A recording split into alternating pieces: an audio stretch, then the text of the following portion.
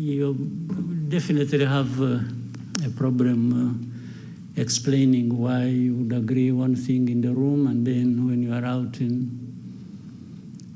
speaking to the media or to whoever, you say a completely different thing, or even renege on what you actually said you are going to do. So that is one part of it. But somehow we've been limping through this all the way. Some things done, others not, others half. And now maybe possibly with the time taken and effort, we will find ourselves in Washington, which I should have started with. I think the fact that there is even a rush to the UN and the Security Council and make decisions and make announcements and pass resolutions, that's why in the first years we spent a lot of time on that without really having anything tangible in place. I think this process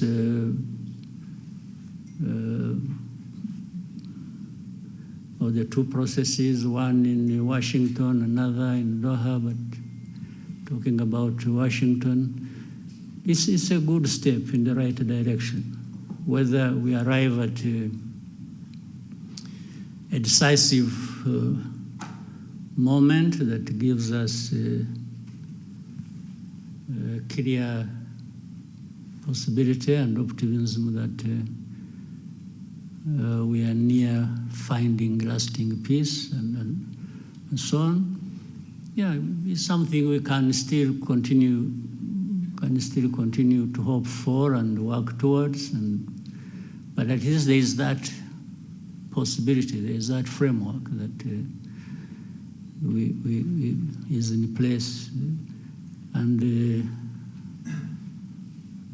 Trump administration seems to have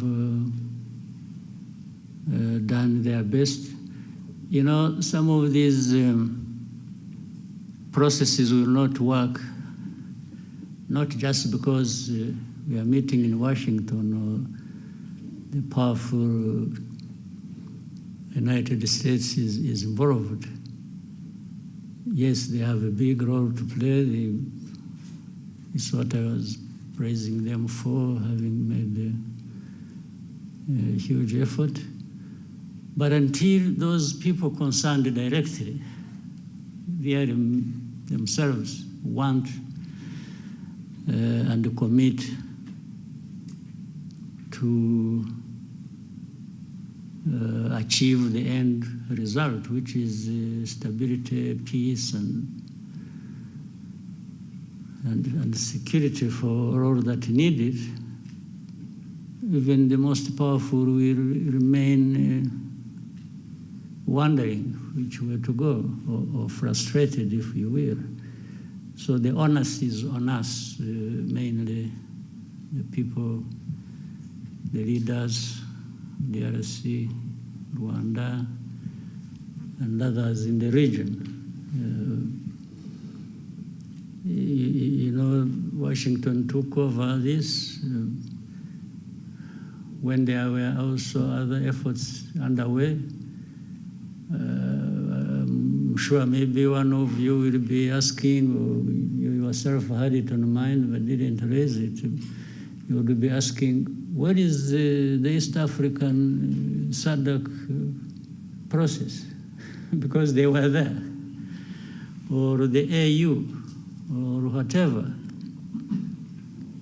That speaks volumes. And the reality is the knot is tied in one place. These problems are happening in Congo, but it seems the leaders don't care or don't know, or they have refused to take responsibility. They just keep daydreaming and talking about all kinds of things, and whenever they've gone all places, the only thing they know how is to keep asking sanctions, sanctions for Rwanda, sanctions for Rwanda. Okay, but if you sanction Rwanda, how does it solve your problem? How does it solve your mismanagement of your country affairs? How does it give citizenship rights to the people who have been complaining for decades and have had to take arms and fight you? How does it solve the problem of you having to import mercenaries to come and ask and fight for you? How does it do that? I mean, people should really see things for what they are, and you may hear so many stories about different things, but you also have the ability to see through all that and make your own judgment. So, summary of so much I have said, I'm always optimistic. I always hope there is a chance another day and the following day.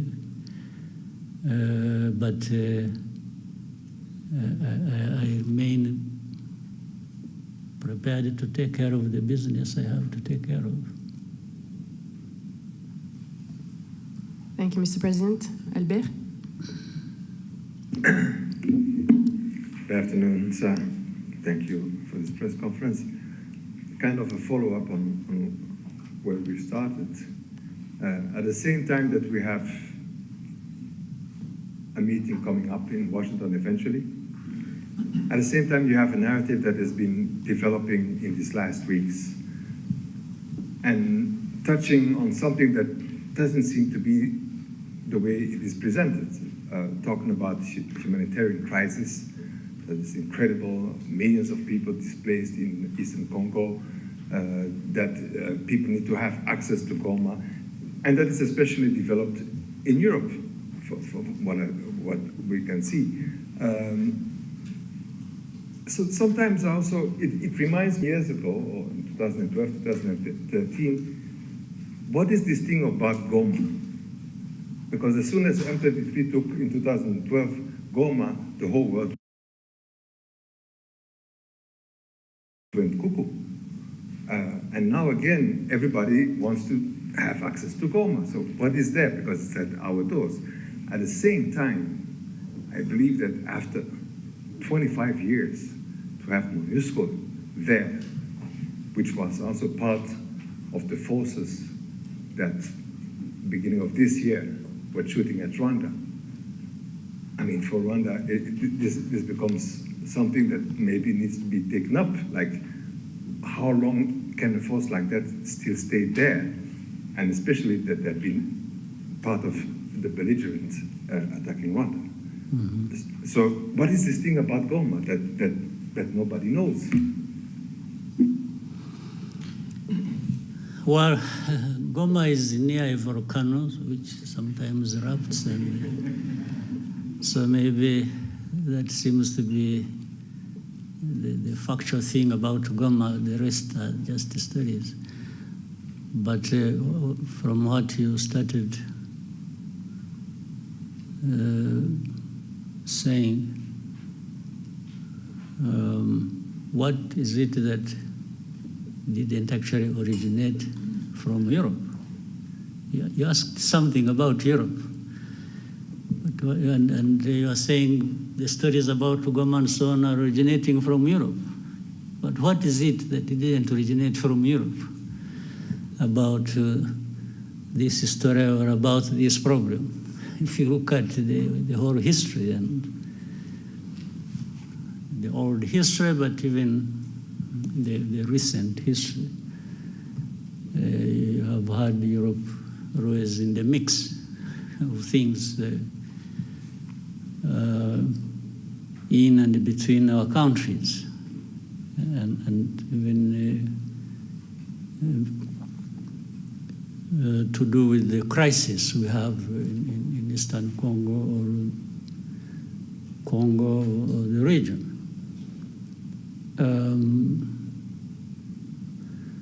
For about Goma, I don't fully understand. And talking about humanitarian crisis, yes, there is suffering. There is no question about it. But actually, it seems there was more suffering before the crisis, or at the beginning of it. As of today, I think the suffering is still there, but maybe less than. But to talk about humanitarian crisis so much is to find an entry point, an easy entry point into that crisis, and then shaping it the way some people want, given how they have been relating to this history I'm talking about all along before.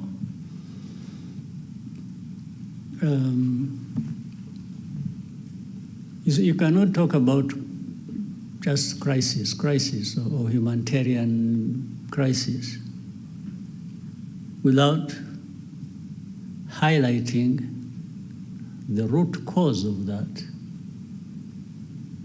And people have always avoided bringing up matters to do with the root cause, because in the end it exposes people like that. So there is always a way to shape things in a manner that there is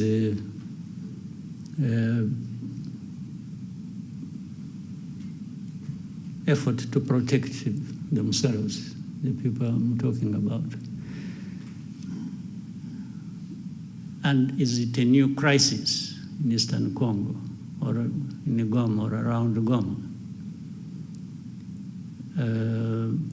You remember this crisis, I have said this before, and you have heard it even from other people, or you know it yourselves.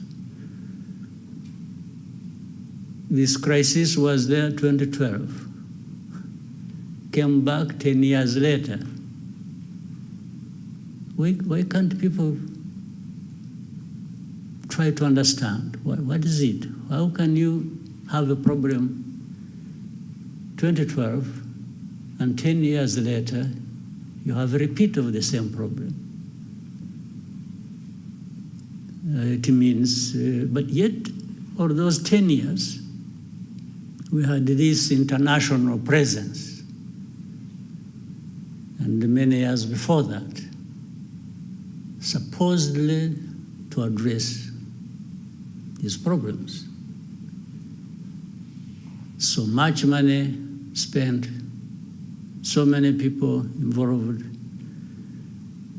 people losing their lives in big numbers, refugees, people displaced, and but life goes on like that until we are visited by the same problem, and then we start running around like this is a new thing. I mean, the amount of hypocrisy and even double standards and real insensitivity of some of these powers that we know, who are associated with the cause of these problems, or who accompany the crisis in a way they have chosen, and in the end they are the ones making so much noise about, they look like they are really hurt by the suffering of people. These are people touched offended by people suffering. But this is just trash of pretense. If you are like that, you know, you have heard people talk about values, you see our values, blah, blah, blah, but it's a lot of nonsense. If you have the power of everything, whether political, money, or whatever, and then every day you're talking about values and so on and so forth, and even want to teach others how to respect values, yet you are the cause of the suffering, and you are the cause of the perpetuation of that. What kind of pretense is this? And you can't just, so when you see these people, you know, coming out with a lot of anger on this and talking about, you see us, you've made a mistake, we are going to do this.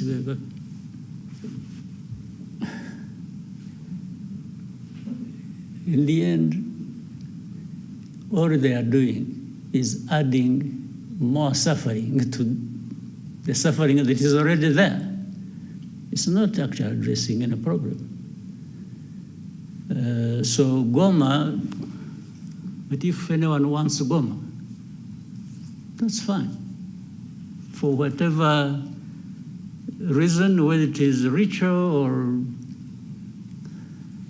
you know, some believe in witchcraft, they would want to go and pray in Goma and meet their witch doctors there and so on and so forth. Still, you know what? Goma it's not functional as of now, but it is in the hands of some people. You go and talk to them. But if I were the one, now let me be myself, let me tell you a story. If I were the one, you come and I'm the one controlling Goma, and you come to say, I want to use Goma. I say, fine. But these are conditions. Goma is part of my problems that I face with the government. And now it is in my hands. I will not give it to you until you show me, alongside that, how you address my problems.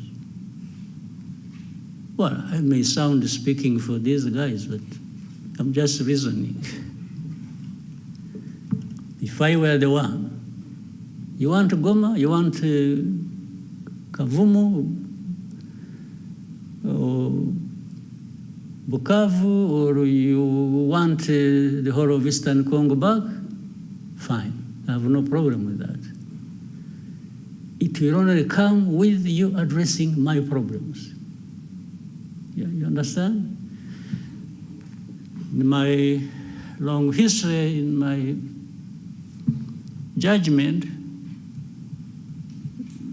that is what I learned over so many years of fighting for my rights and for, you know, people have, they sacrifice, they do what, but unless they have no reason they are sacrificing, that's a different issue. But if they are, everything should be put together. You want this, I'll give it to you. I have no problem. But we came to this point because of this reason. So if you don't address that reason, how do you just expect you cause problems? And then you come and say, you know, and this I'm saying because, again, for me, what you see is what you get. we used to tell the Congolese from the beginning, when we would be in the discussion, and it's like you see leaders behaving like, it's like, you must do this, you must do that, and they are the cause of problems. So I used to tell the leaders of Congo that asking, or in order for us to have security in our country and have peace, and that we have fought for so many years in the past, it's a must. We must give each other peace. I can't ask anybody for peace as a favor they are doing to me. No. For us to have peace, I beg you, and you have to do me a favor to give me my peace. That's a different world I don't live in myself. I cannot ask anybody to do me a favor to have Rwanda secure or to have my right. Well, initially maybe I can ask you to do a favor, tactically. I can say, please, I beg you, I can even kneel down if you want. But if you don't give me my right, then it means a fight. We will fight, no question about it. So there is no way, where I'm concerned, you can do me a favor for my right. Who are you after all? Who are you to have everything, including my own right, that you can control? How? Who are you? What gives you that right or power to be able to do that? So I've given you more than you really wanted, but Goma is part of the problems we have in Eastern Congo. And yes, Goma should go back to its operations as an airport. But what is it that stopped it being so in the first place? So you must address that. You want to address humanitarian crisis. I agree. There must be a way of doing it, taking on board the fact that there is what is causing the humanitarian crisis, and that must be addressed.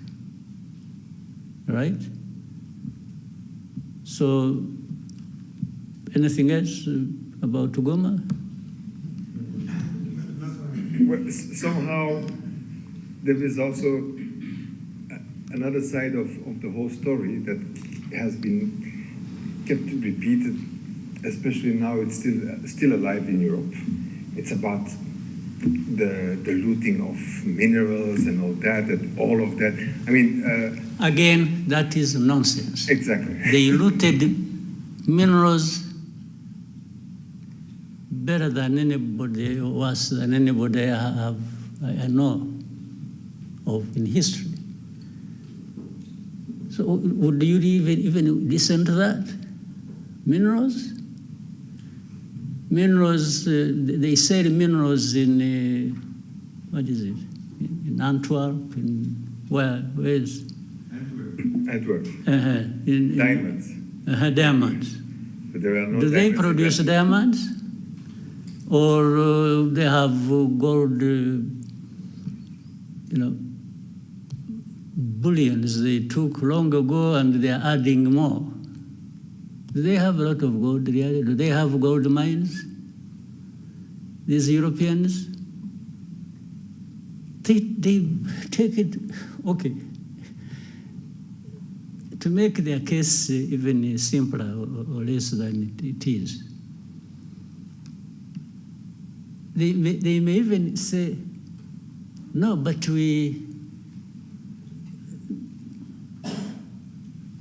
gold or the diamonds or whatever we have is brought by legitimate people, okay?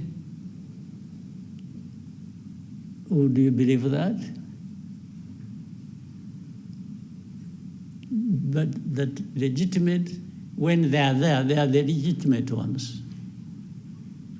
So, but this whole thing, why do you think, by the way, there is something to do with there is an MOU actually we're supposed to be having with Europe, which involves, I think, and a lot has been worked on about traceability and so on and so forth, okay? Rwanda got involved in that and passed every stage and standard that was expected on that. Now, what is funny and contradictory is, at some point, then DRC goes to Europe and says, no, but how do you not sign anything that was supposed to be transparent and show where the minerals are coming from or who is involved?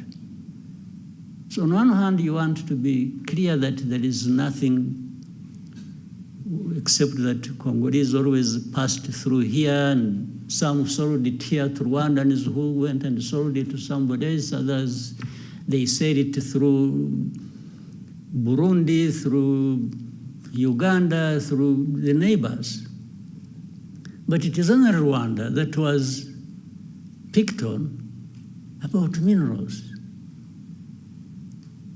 Simply because, I think with the audience back home in Europe, they listen more to these accusations. The more they hear of them, then the more questions they raise about Rwanda. Whether what they are saying is happening or has happened or not. So minerals, really think, okay, FDLR, that actually at some point was in control of Goma, or the surroundings of Goma. Why are they found to be innocent in the whole equation? And yet every day we point out things to do with FDLR.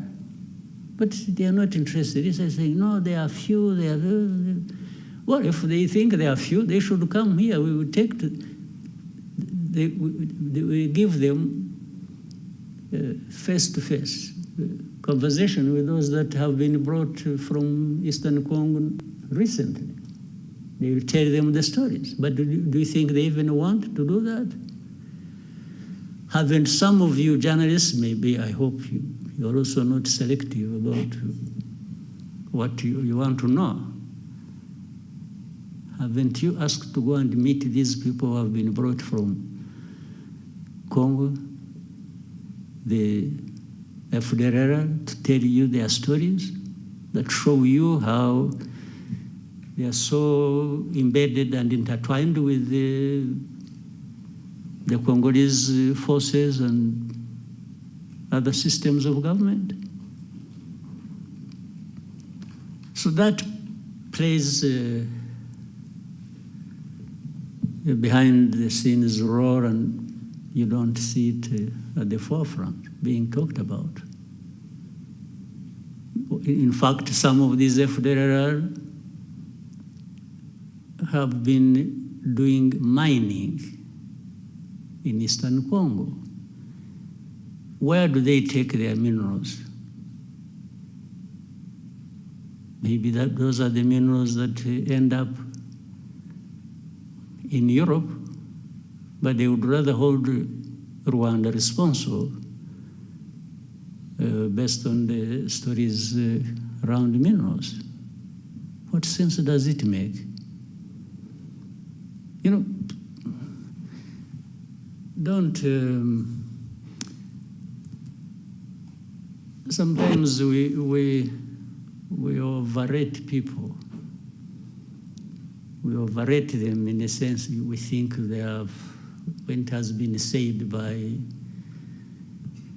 Europeans or by this, then it must be true. But these are the things they get involved in. Petty things. And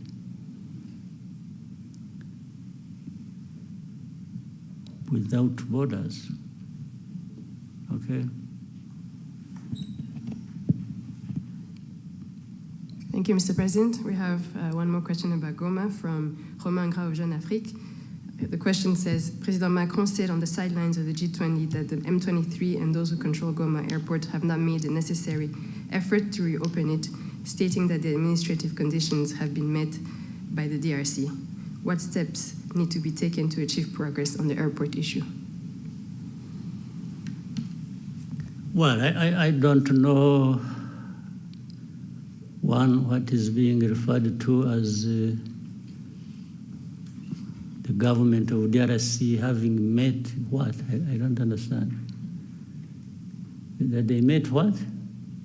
The administrative needs. What administrative need? To the best of, I don't know what, first of all, the meaning of what he had said. For example, are you aware that the airspace in Eastern Congo is actually closed? You can't overfly. You have people flying from wherever, whether South Africa or going there. Planes don't overfly Eastern Congo because DRC government closed the airspace. Now you want to open an airport in a closed airspace, and he says somebody has met the standards, administrative standards. I don't understand the meaning of it. Second, those M23 and others who control, what? Who control them? They mean M23 who control or M23 and others? And those who control. Ah, okay.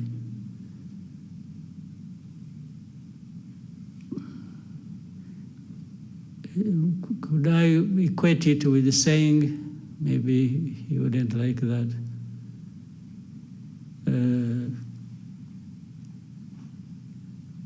the government of DRC, the fardc, and FDLR. FDLR actually has a big control in that area. They are being fought every day by the M23, even before those who control the airport come in. So would President Macron wish to say something about FDLR? I don't think so. You know the reason? There is a whole story about FDLR and those others from Europe. We'll talk about the airport, those others who control it other than M23. There are those others from Europe who control FDLR, why they are always quiet about FDLR. You see always when issues about Eastern Congo, about Rwanda, backed M23, and then when FDLR, they are really whispering. They don't even want anybody to hear it. And then for government of DRC, it's some individuals who get involved in these wrong things. It's not the government. I mean, this is selective way of presenting issues and even wanting to address matters sensitive like that based on how you have selected to handle it. I think it becomes part of the problem, by the way. That's why I was saying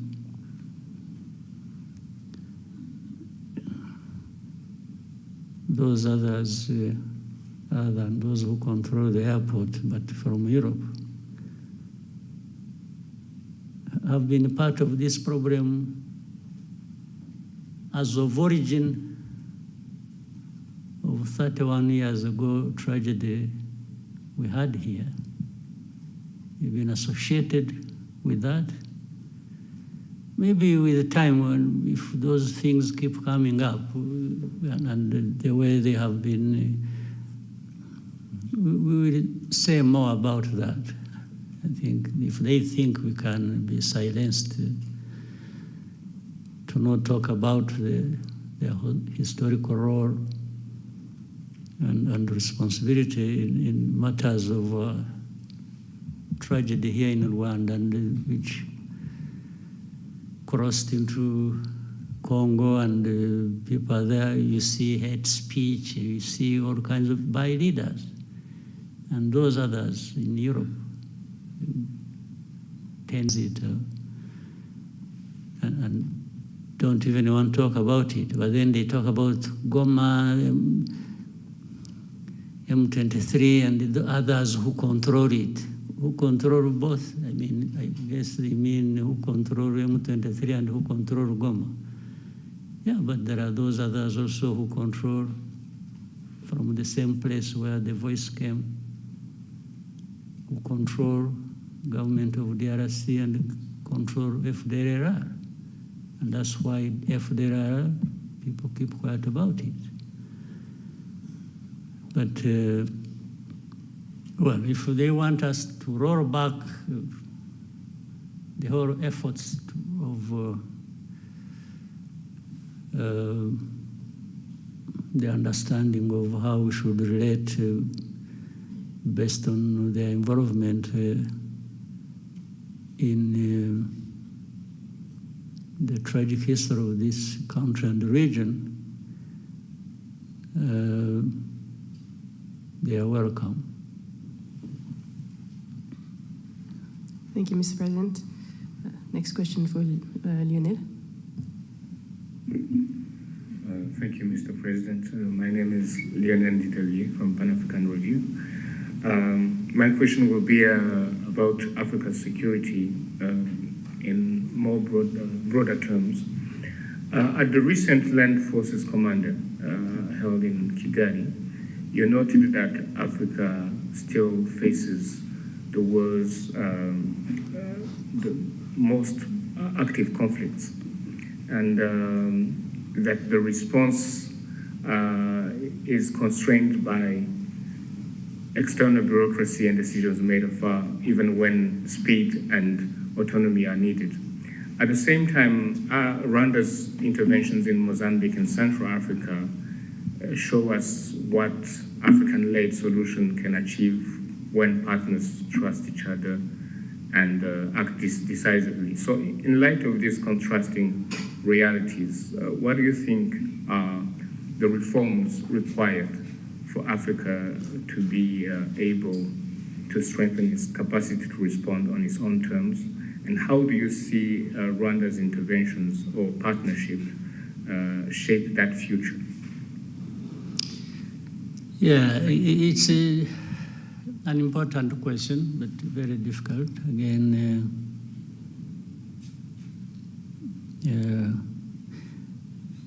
I think if I remember the saying, you can take horses to the well to drink water, but you can't force them to drink. You take them there, but it is the horses to drink the water anyway. If they don't want, you can only stand by and watch, isn't it? So I think Africans, we have everything. We have the water in front of us and we are thirsty, we should be drinking. But we find an excuse for not drinking the water. I don't think we need anybody coming and whipping us into that. So when the Africans decide to drink the water that they actually badly need, I have no medicine, I can't.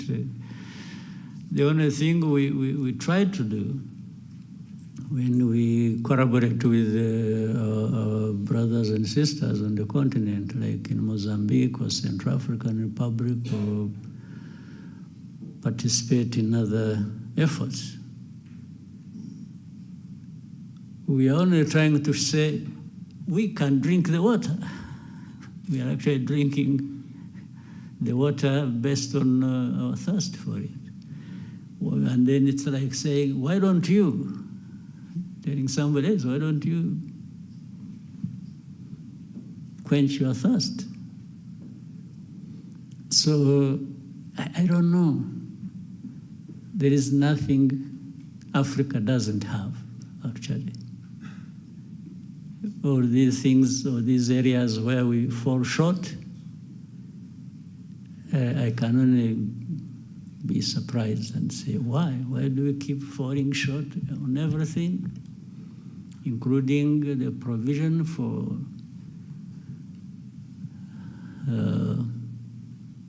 security for our people? When we have the people, we have the resources, we have the knowledge, we have... what is it that Africa doesn't have? Tell me. We have good weather, maybe that's what spoils you. We have... what don't we have? Numbers, we have 1.4 billion people on our continent. So what do we want? No? What else do we want? Or what do we lack? So that is, this is it's a pathetic situation. Yeah. I don't think I have helped you to understand what you can do, but not for lack of trying. Yeah. Thank you, Mr. President. We take one question and then go to break from Anangwe. Thank you, Mr. President. Eugene. Maybe why don't we continue a little bit, then maybe another 15 minutes and then take a break. Eugene Anangwe, we're CEO, founder, East Africa Media Group, and the African Leadership and Dialogue Institute. Mr. President, my question is on leadership. And I listened to you keenly at the recent Unity Club forum, where you challenged Rwandan leaders to reflect on what's holding Africa back. And I remember you talking about feeling that this is linked to leaders who pursue individual gains.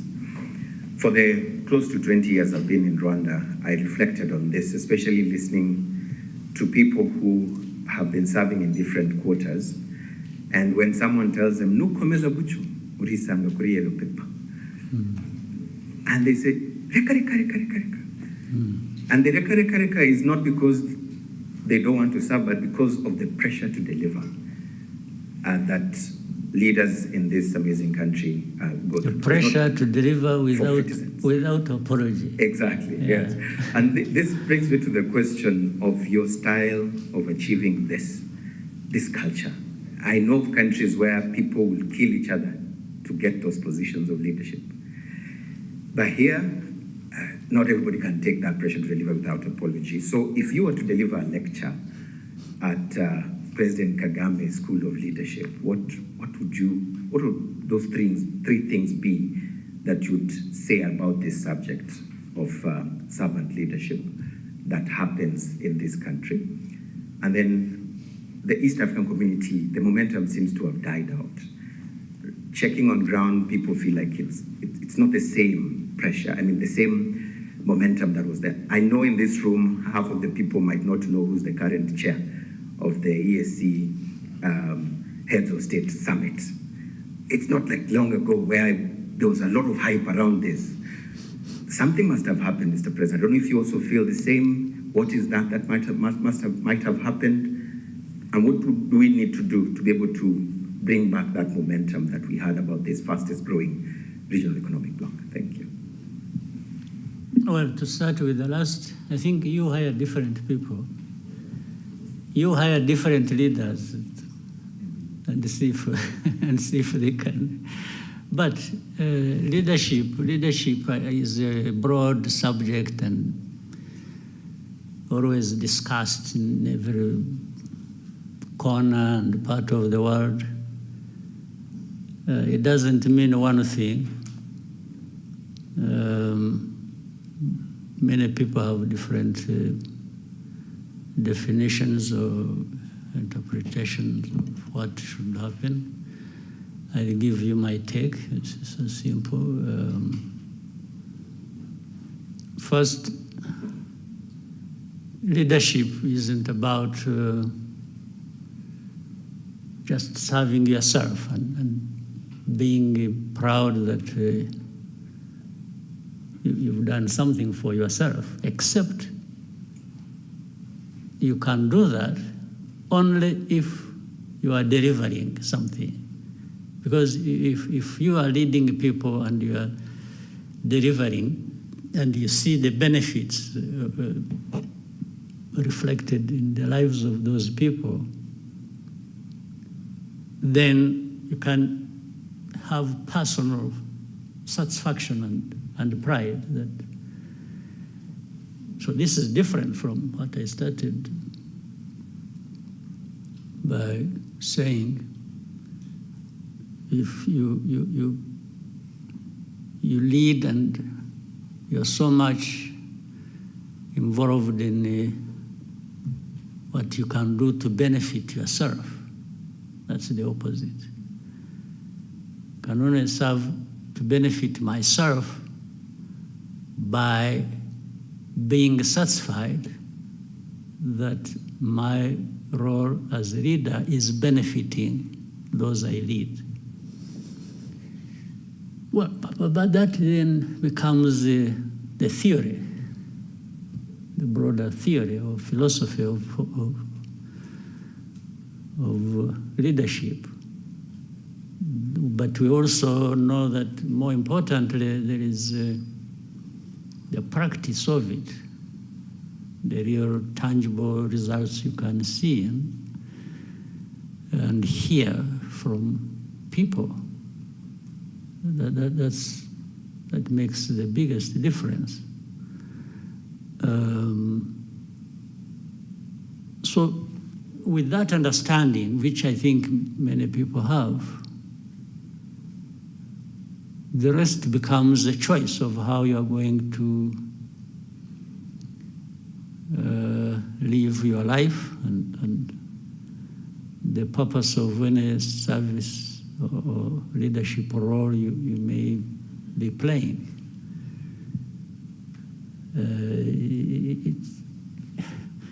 We can learn the theory, but in the end, the practice is ours. Yes, you can study and have degrees bestowed upon you about leadership, and you can be an expert and be there actually teaching leadership, and everybody moves out of the room energized and feeling on top of the world. But the moment you step out of the door, the choice is yours. How you use that energy to fulfill the obligations that the theory was talking about. So it's not an easy thing. So you can therefore have this and match it on to what you asked about East Africa or whichever entity or institution. We have to keep trying, we have to keep challenging one another on the basis, at least, of this theory, and then tying it with the practice and say, but we are saying these right things in this institution, but the practice seems to be coming out differently.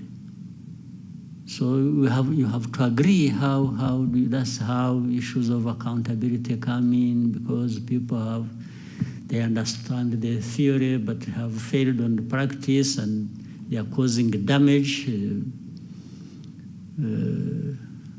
those they did. And therefore, that's when you say, if you are found to be doing this and you run into this and you are causing suffering, then measures should be taken.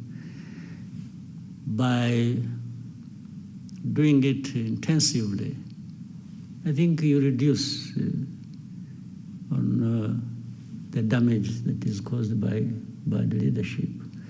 So, as you said, at the personal level, I also confess, I will tell you, I have no apologies to make for. And then I tell my people, you know it very well. I have said, by the way, when you get tired of me, get rid of me. I'll walk away without any, I will not fight back. If people say, no, you are becoming too much, insisting, both, too much is not just in time. Too much can also be how much you do in time that disturbs people, okay? But accountability and the desire to have results is not for the half-hearted, no. So by nature, I found either I'm doing it, unless somebody shows me saying, what? There's something wrong you are doing. I listen, by the way. I also have ears, I have a sense of trying to listen and learn, but if nobody comes up, and we all agree that what we are doing is the right way to go, on that one, I push everybody in my domain as much as I can. But age is catching up with me, so I have some reduced energy, not like I had 25 years ago. But I still have, I can still bite. I still have some, right. Thank you, Mr. President. Vincent? Branko's Excellency, Vincent Gasana, KT Press. Bear with me, sir, I'm going to go back to the DRC crisis, which continues to cause instability, insecurity, and of course, devastation for the people of Congo. It seems to me, sir, that the main factor perpetuating the crisis is what is a determination by certain Western governments to direct away from the attention away from the causes, underlying causes of the crisis, and instead just seeking to make Rwanda some kind of sacrificial lamb for every sin to do with the DRC. Now, I appreciate, sir, that the Rwanda does not have the power or the influence of these nations, but it is nonetheless a sovereign nation, a sovereign member of the United Nations, African Union, and other similar bodies. I wonder if there are any mechanisms within these bodies where Rwanda can table motions to hold these governments to account, not just to give Rwanda respite, but most importantly, really, for the sake of the people of Congo who suffer the most from what is a profoundly egregious cynicism, which this government seem to think works in their interest. Thank you very much. Yeah, again, it's, I can say we are trying, and we'll keep trying. Maybe every day that comes to pass has brought something new, and looking forward to the next. But this is the state of affairs in the world we live in. there are these things that are never straightforward, and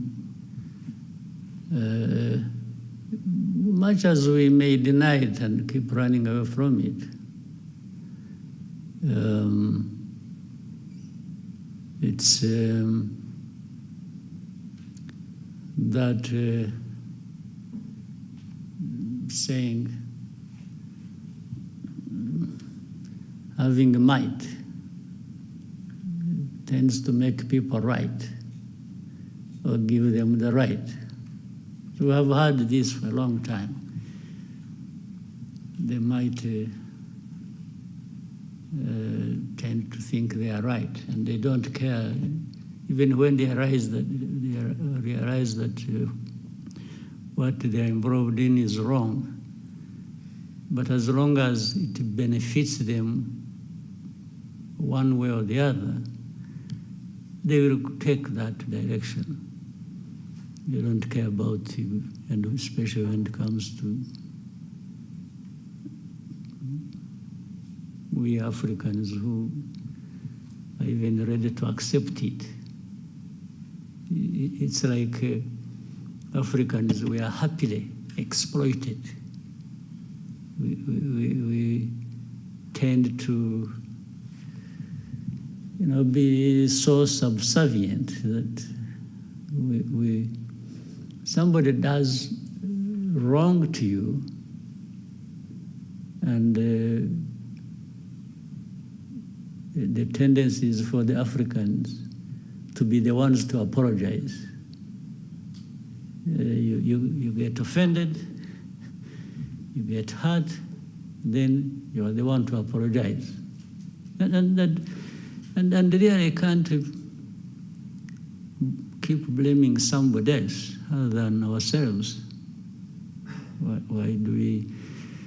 So, but we can't keep quiet. We always raise these issues.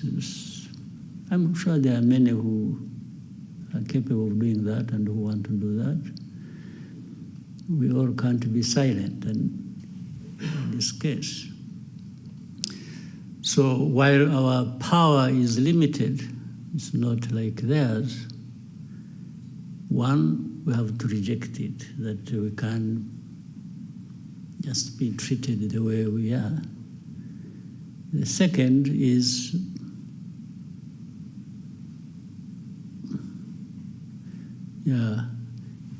we even have some way of fighting back. Fighting back includes to keep exposing the truth about all these lies and the suffering that is brought upon us, we Africans. Of course, that requires you have to have people who are like that, but then above all, you have to have a coordinated effort. That's why there is always a search for Africans. You are talking about, you are from Pan-African something. Yeah, the Pan-African means really working together, finding like minds to, and not accepting that we can, whether at individual level or at a collective level, we just have to. So there is always a moment, there is always a chance, there is always a place where even speaking up and speaking out makes a difference. That's what we have to do. And knowing that most of these crises, actually, when you look a bit underneath, there are things like this. We are talking about Congo a while ago. There's nothing between Rwanda and Congo and the conflict thereof. There's nothing that is just Congo and Rwanda. Underneath, there is a volcano, yes, that you have to contend with. There are these external factors and actors and forces that are operating. So the moment you are conscious of that and keep finding ways to minimize the damage it causes, I think the better. Mr. President, we'll take one more question coming in from William Wallace of Financial Times. He's asking what is causing the delays to the Washington summit with DRC. If it does go ahead next month, how confident are you in a peace that sticks? Yeah, that's almost like another question I answered earlier, but what is delaying, I can assure you, has nothing, does not come from or relate to Rwanda. That's I want to confirm that. It comes from somewhere else. I don't know, maybe the one who asked the question can keep trying to investigate, but nothing originates from Rwanda. But the question I answered earlier is, I mean, people, we have had so many meetings, our delegations have met in Washington, and there is also, I keep bringing back Doha, there is Doha, but they discuss, they are near agreeing something, or sometimes they agree something, and then just out of that place, the next day, somebody is just it's in the open. It's not done quietly. Something, no, I want to do this until you have heard somebody say, we are not going to sign anything in Washington until Rwanda has removed the forces from DRC. That becomes, but these are things that have been discussed even before we went to Washington. There was a discussion about that, whether in Rwanda or so. But then you are in Washington, we agree that, yes, there are a number of things that are going to be done by both sides, and this is the sequence, and they sign. Our people, delegation, and the delegation from there, they sign.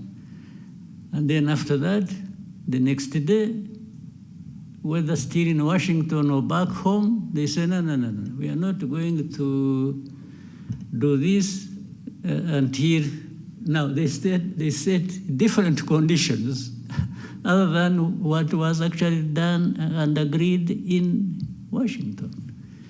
So this is what delays the things. So for us, we've been here waiting. There were many times we are hoping that they are saying that maybe beginning of December, I'm not sure that we are going to meet in Washington. I'm not sure whether tomorrow somebody doesn't say, no. For me, I'm not going to Washington because either last night he dreamt or was told by a priest whether the backward, the old priests or the new ones, that it's a bad idea or it's a bad omen to do this. And somebody just says, I will not go. So what can I do?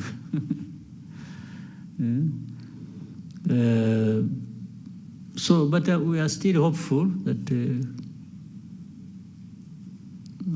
maybe because those bringing us together maybe have some power, at least for sure they have the intention. So we will wait and keep hoping that it's not just about a trip to Washington, it's about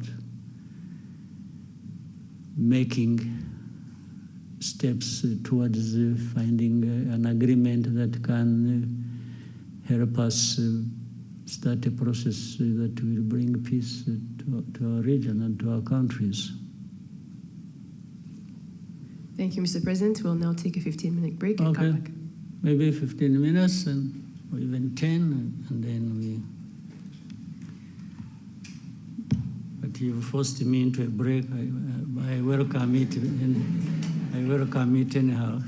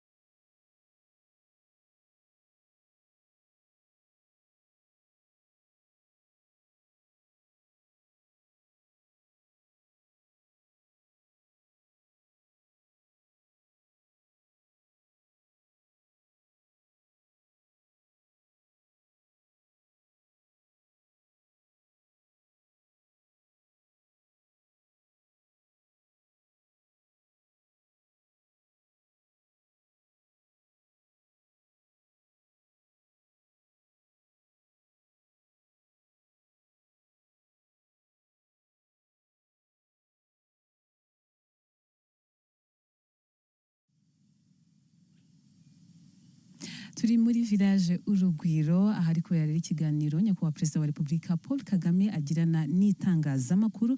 Ni ikiganiro muri iki gice cyacyo cya mbere cyagarutse ku bibazo bitandukanye. Hari ikibazo kijyanye n'umutekano muke mu karere u Rwanda ruherereyemo, ahakomojwe ku masezerano ya Washington. Gusa aha Perezida wa Repubulika Paul Kagame akaba agaragaza ko uruhande rwa Kongo rukomeza kwirengagiza nkana ndetse no gushaka gushyira mu bikorwa ibikubiye muri aya masezerano. Hari kandi ibijyanye n'uko umukuru w'igihugu yaragaragaje uruhare rw'ibihugu byo mu burengerazuba bw'isi bwitwaza nkana kurengera uburenganzira bwa muntu, ariko kandi ari bo ntandaro y'ibyo bibazo. Muri iki gice cya mbere kandi cy'ikiganiro nyakubahwa Perezida wa Repubulika Paul Kagame yagiranye n'itangazamakuru, hanagarutse ku ngingo yagutse y'umutekano w'umugabane wa Afurika, aho nyakubahwa Perezida wa Repubulika Paul Kagame yavuze ko Afurika ikwiriye kwishakamo ibisubizo mu gukemura mu buryo bwayo ibibazo uyu mugabane ifite.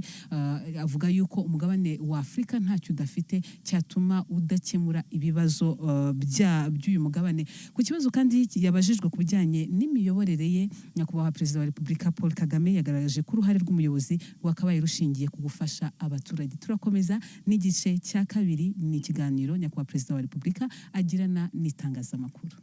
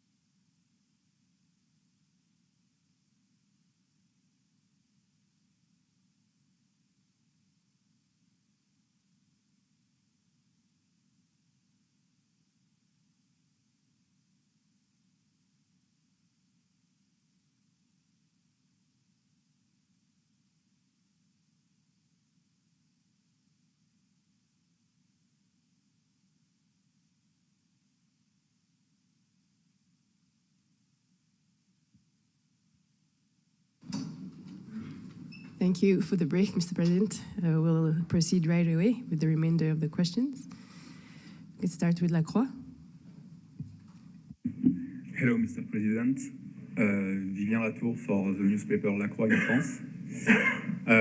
What are your thoughts on the very likely dismissal of charges against Agathe Abiyarimana in France, and the link or influence her family could still have with FDLR through Kinshasa? Thanks. These are some of the things I was saying, how the history, the facts thereof, sometimes they keep playing out back and forth, and even leading to minimizing the identity and the effects and the real bad image of FDLR. And you see it playing out in different places and ways. Yeah, in the recent time, years, months,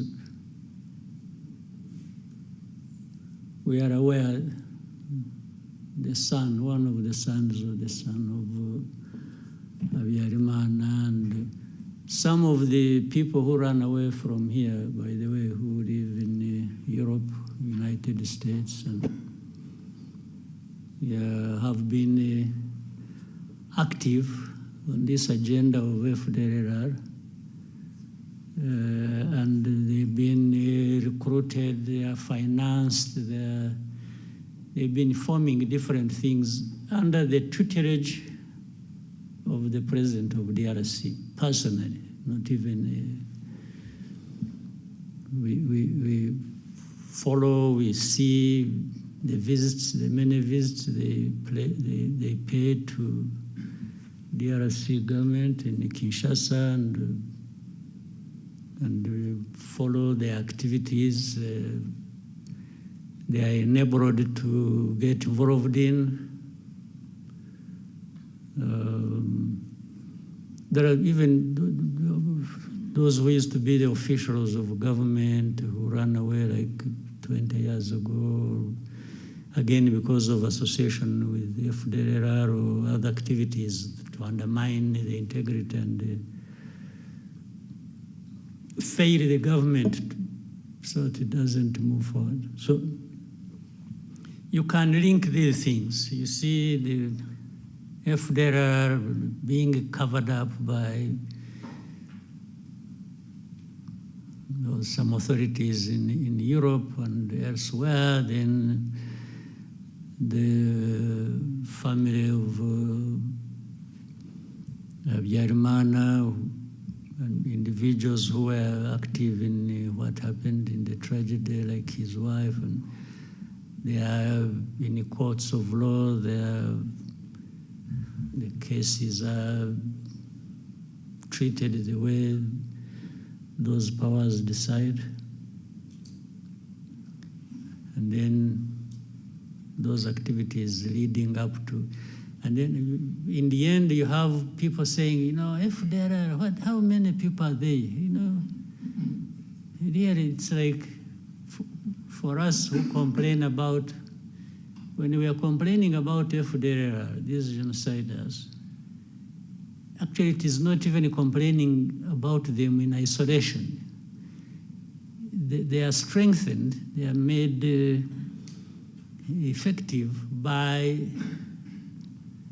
the association they have with, for example, the government in Kinshasa or some authorities in Europe, or who allow this to, and then in the end who openly play down this. So you can put all that together and form a picture of how manipulations and wrong things have been going on around this problem of FDLR, but also how that relates to what is happening in Eastern Congo, in Congo, and the noises that are made after that.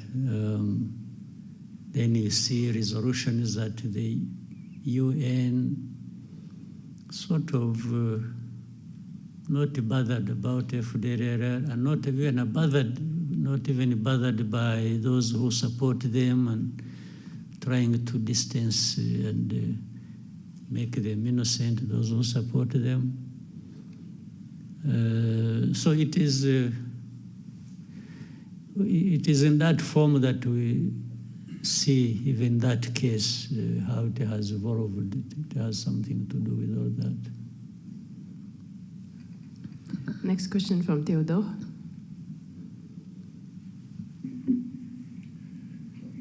Hello, Mr. President. Theodore de Queiroz. I'm a French journalist based in Rwanda for Le Monde and the AFP, and also TV5 Monde. You spoke about association between FDLR and Kinshasa. Could you share us more information about the association? Do you have any clue of that? But also, can you help us to assess the FDLR threat in Eastern Congo in terms of number and firepower? Also, as dismantling the FDLR group seems to be one of the key of the Washington Peace Agreement, when will you consider that this group is dismantled? Thank you. Well, everything I have said, even here, about FDLR and those who they are associated with, explains that. I don't know whether I just have to repeat myself. In fact, I even talked about how there has been talk about numbers as a way of making it, the easiest way to give you numbers, if you operate here, maybe you should find time, they give you access, you talk to these people who have been captured and brought here among the leadership of FDLR. So that you talk to them directly, they will give you. But again, the issue of numbers. By the way, I have seen that, for example, let me give you,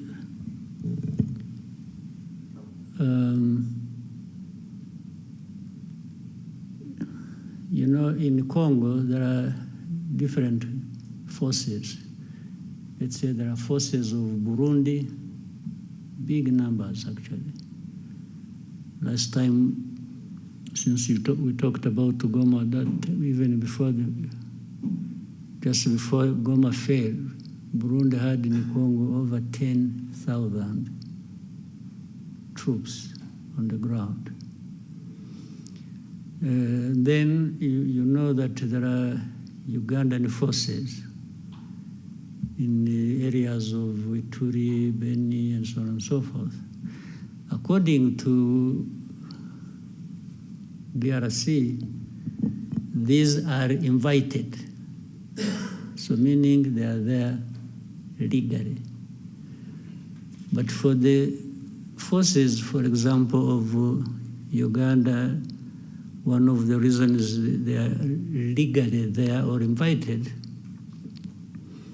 is to do with these groups of ADF.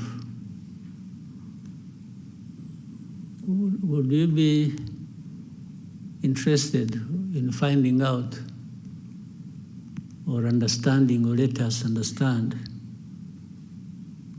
in terms of numbers, how many are ADF?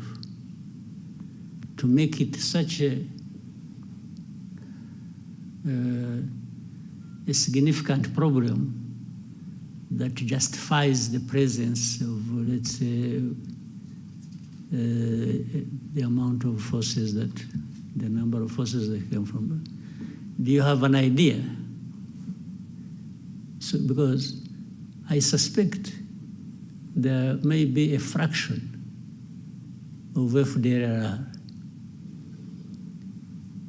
but it is taken seriously by that label put on them, terrorists. You see, terrorists, even when they are 5, they actually do harm, and people take that seriously. So if there are,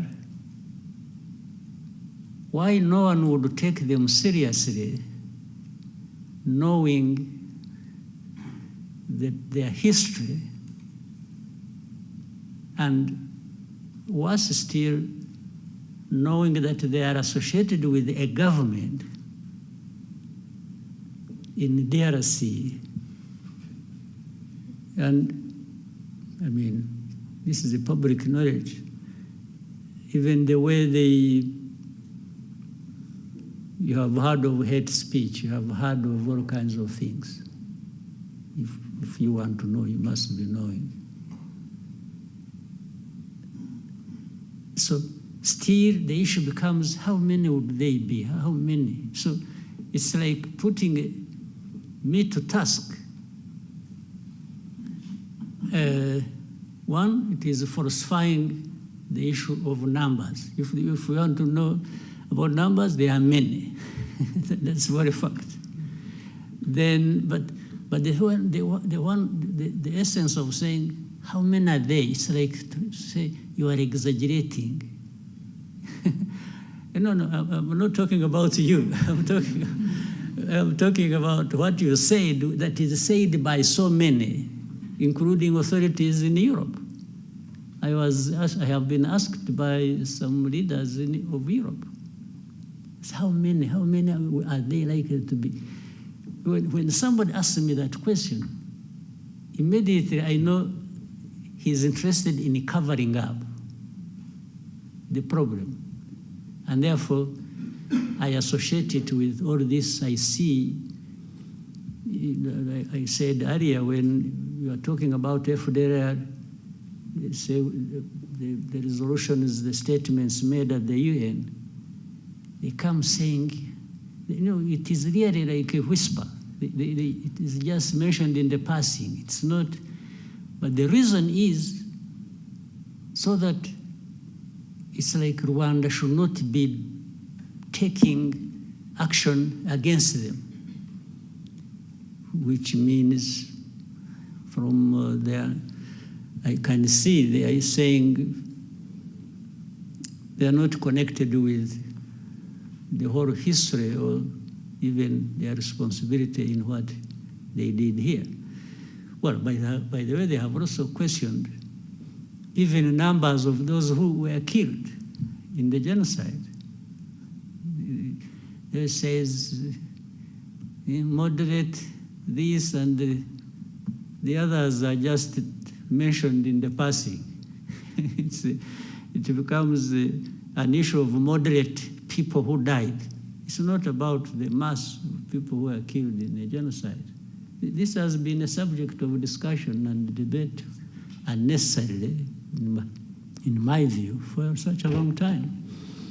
So, again, the connection with between FDR and the Kinshasa government, my friend, I'm sure you know. And as a journalist, I'm sure you investigate, you should be knowing. I don't know whether I'm being tested to show how much I know, because I'm being asked by people who know. Then we can put it another day. Next question to New Times. Thank you so much, Mr. President. My name is James Munyanez. I'm from the New Times. Mr. President, you have previously said that Africa's instability is often the result of leaders failing their people, and that coups are symptoms of deeper governance problems rather than solutions. Mr. President, with the recent developments in Guinea-Bissau, and in other places before that, like Madagascar and other areas across Africa, what do these developments reveal about the state of governance? What is that? What do these developments, like the coups that we've been seeing, reveal about governance, the state of governance on the continent, and what should African institutions and particularly the leaders of Africa do differently? Because, Mr. President, there's a sense increasing among young people that maybe you have leaders that kind of protect a club of leaders across the continent that kind of protect each other. So what should leaders of Africa and what should the African institutions do differently, Mr. President? Thank you. You know, first time when I heard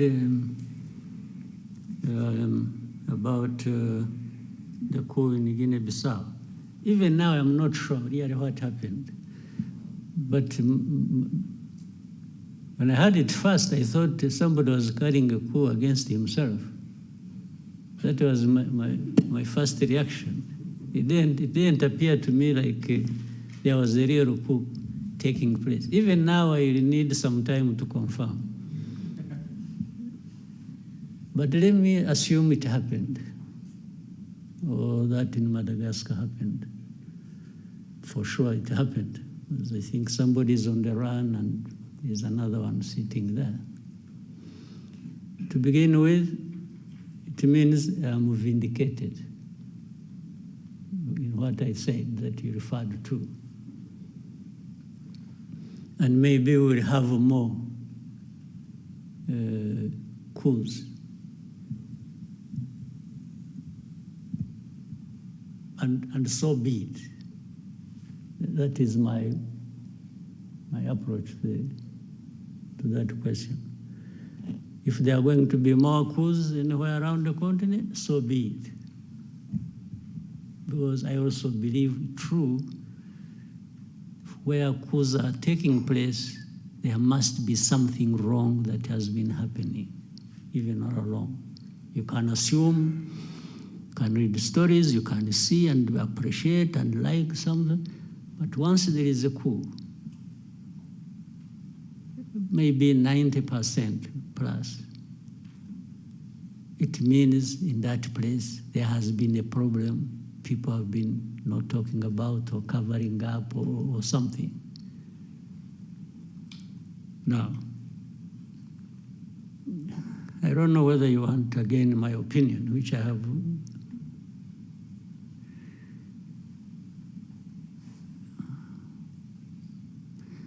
Because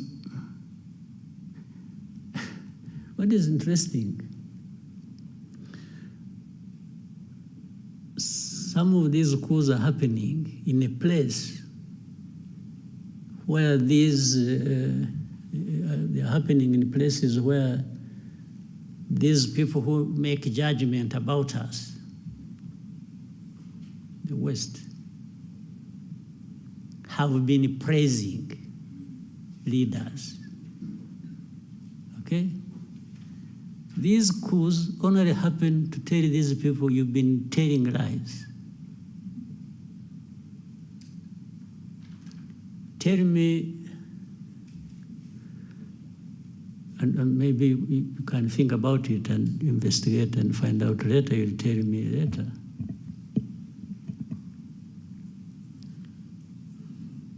If this coup is not a coup against, let's say in Guinea-Bissau, what do you know about Guinea-Bissau that tells you, you know what? Such a coup should not have happened. What is it? Because, or even go to Madagascar and tell me, you know, the way I know Madagascar, the way I've seen, why should the coup have happened? When we ask ourselves the questions in that form, we might then get to understand whether there are underlying problems or there haven't been, somebody just out of madness acted and overthrew a government. So the young people you talked about, you call them Gen Z? Yes. Well, why did you go to Z before you went to again zero? I mean, the last resort, maybe. Is that what it means? I'm just guessing. Still, there are an expression that something is amiss. It may not even mean that they are always right. You see? But I would rather than, for those of us who are still around and don't want to be overthrown, we may need to find a way of making these young people responsible also, so that they feel they are part of, and therefore no need to overthrow. You see what I mean? Because there are so many, they can't all also be operating recklessly, collectively. Maybe some young, some hot heads among them can mobilize others, but still to move the whole mass to do something. So before they do that, it's our responsibility maybe to do something so that they have no need to do that. Because where does it end up anyway? I haven't heard, except in a very distant place, but also differently. I haven't had any of these ones go through that process and becomes the leader. they always end somehow, maybe for another year, for another term, okay? There is a way to do things and to have a conversation in a manner that they become part of. And they become part of, if a country, because countries have problems, mine has problems. And people necessarily do not get everything they want, because there are real problems that people say, this country, if I use my example, wouldn't have everything as they wish to have it. But it is my duty, and for those other leaders of this country, to be out there transparently explaining to people why there are these problems, and show the effort you are making, and also that it involves them to try and deal with this problem. If somebody has a problem they understand, they won't be violent. They'll even be more sympathetic. They'll be a bit sympathetic because they know somebody, let's say you may say you want a road there. People may say, I want to see a road 100 kilometers from here to there, tarmac road.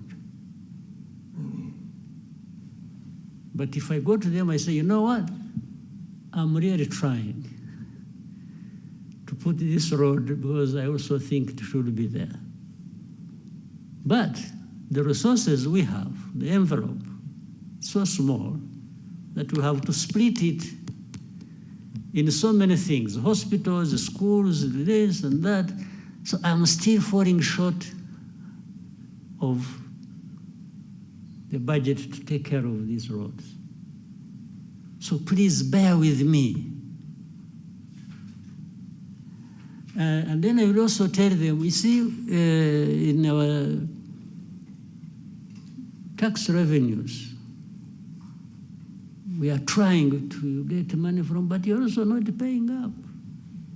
You are dodging taxes, you are doing this. So please, if you have, I'll make sure that your money, yeah, we'll find a way to making this road. Or, you see, they were used to having these powerful people, the donors, giving money, and they'll tell them, you know what? They no longer give the money. You were used, you were spoiled that these people would provide money, but they are no longer showing up. Maybe they all have their own roads to build too, and the money is falling short. So, and say, but bear with me, but let's be together. So if you are transparent, and they understand they don't have that thing because it's not your problem. It's not somebody who got the money and took it in corruption or something. Why would anybody get angry with me if I have explained like that? But if they suspect, no, but you're not sure, you're not taking your this money for yourself, they will not be sympathetic. They may even tell me lies and laugh and clap and like they have listened to me, but in their hearts, they are keeping a grudge with me. Yes. So one day they will show up on the street. If it's the road, it's a hospital, it's this, it's that, and then later on they get news about this man who is not, he's building a castle. And then later on they get news about this man who is not, he's building a castle in Paris or in Brussels or in New York, they will come for your throat. Yes, they will, it becomes only a matter of time. They will come for, you know, they will come at you and you will face it. So, but for the coups, for me, I summarize what I've said before. In a way, maybe there are good coups and bad coups. There might be a coup by somebody who got high-handed and high anyway, just not 100, but high, and became reckless and thought because he has a gun he will go and take power. That's a bad coup. But if somebody, a group of people say, no, enough is enough. These guys have been telling us lies. They've been doing this. They're enriching themselves. They are cheating us. We can't have it anymore. It's stinking. And they go for whatever form they do it.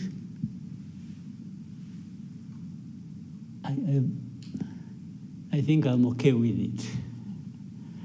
I know it'll be misunderstood, but I'm happy to taking the risk.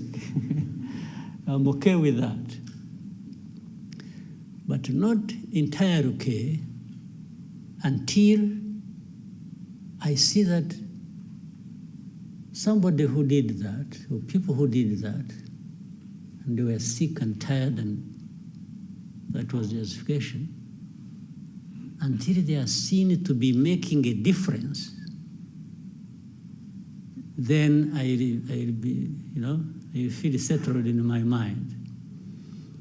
But if you come and do the very things you overthrew people for, or do worse, then why did you carry out the coup? I just say, no, this one deserves another coup, or should go to jail. Yes. Now, here is another tricky part there. You see, there are these coups, people, you know, really have a knee-jerk reaction about coups. It's a coup, everybody, that one should face the barrel of the gun. Let's now, before the coups, talk about that situation. If you have a constitutional government led by civilians, and they are killing their own people, they are mismanaging everything, they are taking all the resources of the country for themselves and taking it outside and literally destroying the countries they lead. And then there comes an election after 4 or 5 years or whatever. You know what happens? People should also get tired of this. If you have that record, if you have that history, should it be automatic that you should continue just because you are a civilian and even when you cheat elections? Do you get it? Because it has almost become automatic that if you are there, you are sure of winning the next election, okay? Even when you are doing all these terrible things to your own people. So, is it justified to say, yes, this one, even to say at least what? At least he's a civilian, or at least he kills few people, or fewer people, or what? Do you really, can that be a justification? Now, when I'm saying that, there should therefore be a mechanism, maybe at the African Union level, to also hold people, the civilians who are messing up their countries and who are cheating elections every other day, and they keep going just because they are civilians and just because they are. But the Constitution does not provide for you to cheat the elections, does it? Again, there's a funny example in our neighborhood. This Congo we are struggling with, we are talking about. This man who raises the whole world and causes all kinds of troubles. When was he elected? No, you seriously, you here, tell me when. First time? The second time? No, you are silent, but you should be giving, you must be knowing something. But the first time, he was just handed over by his friend. Somebody should have had won. This is public knowledge. In this one, there was a smoke screen here about election, but elections did not happen. In fact, you are likely to have a third one. It's coming. There's another third time is coming back under the same fraudulent thing. But when you see these people who talk about democracy, about everything, and it's like they're the first to send messages, thank you very much, congratulations, and even when they are privy to this information, they know it. Sometimes maybe they even encourage them to do it. They give them a call in the evening and say, you know, please, by the way, I have a company that is looking for cobalt. Are you aware of that? You know, company X that is, can you give them, what do they call it? Concessions. Can you give them? He says, yeah, of course I do, okay.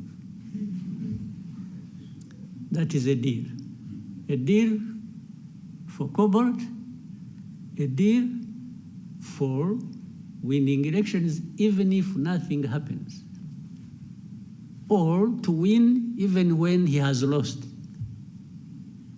I mean, you must be aware of these things and how they go.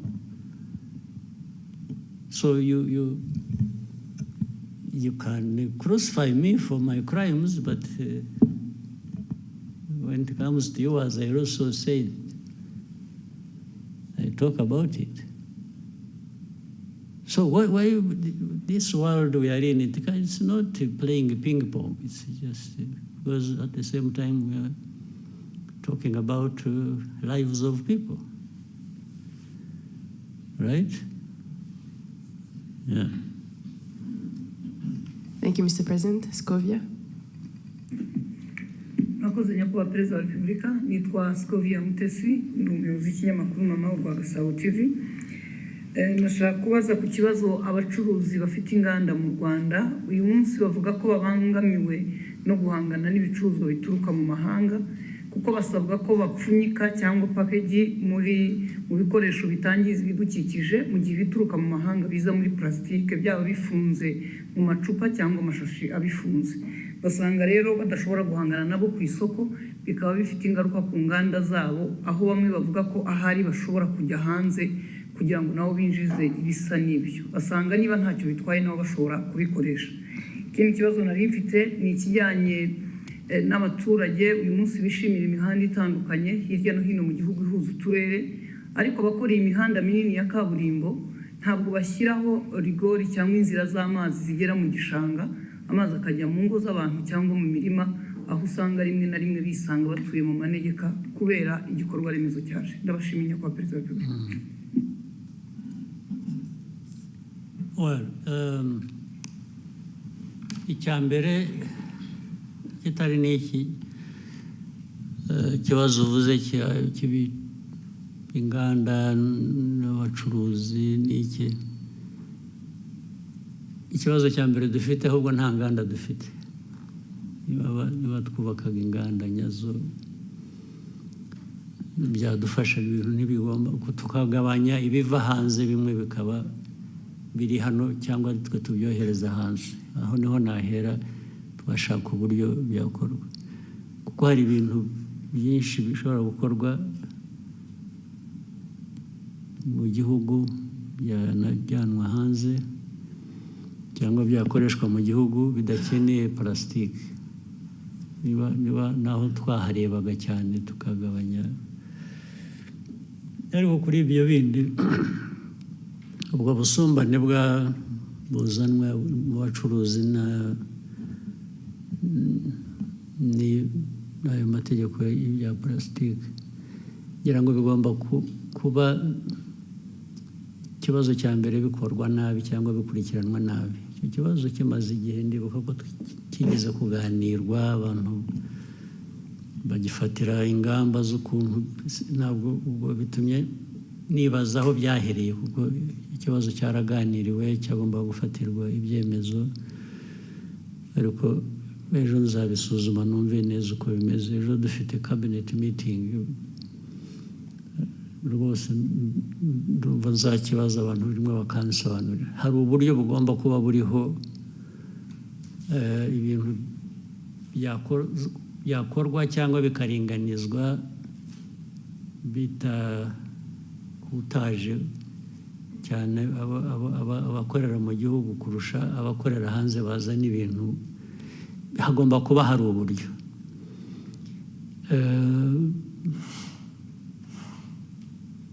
Ntibivuze ngo dukwiriye kurekura noneho, kuko nabyo uko byari bimeze twasanzemo harimo akamaro kanini, harimo inyungu nini.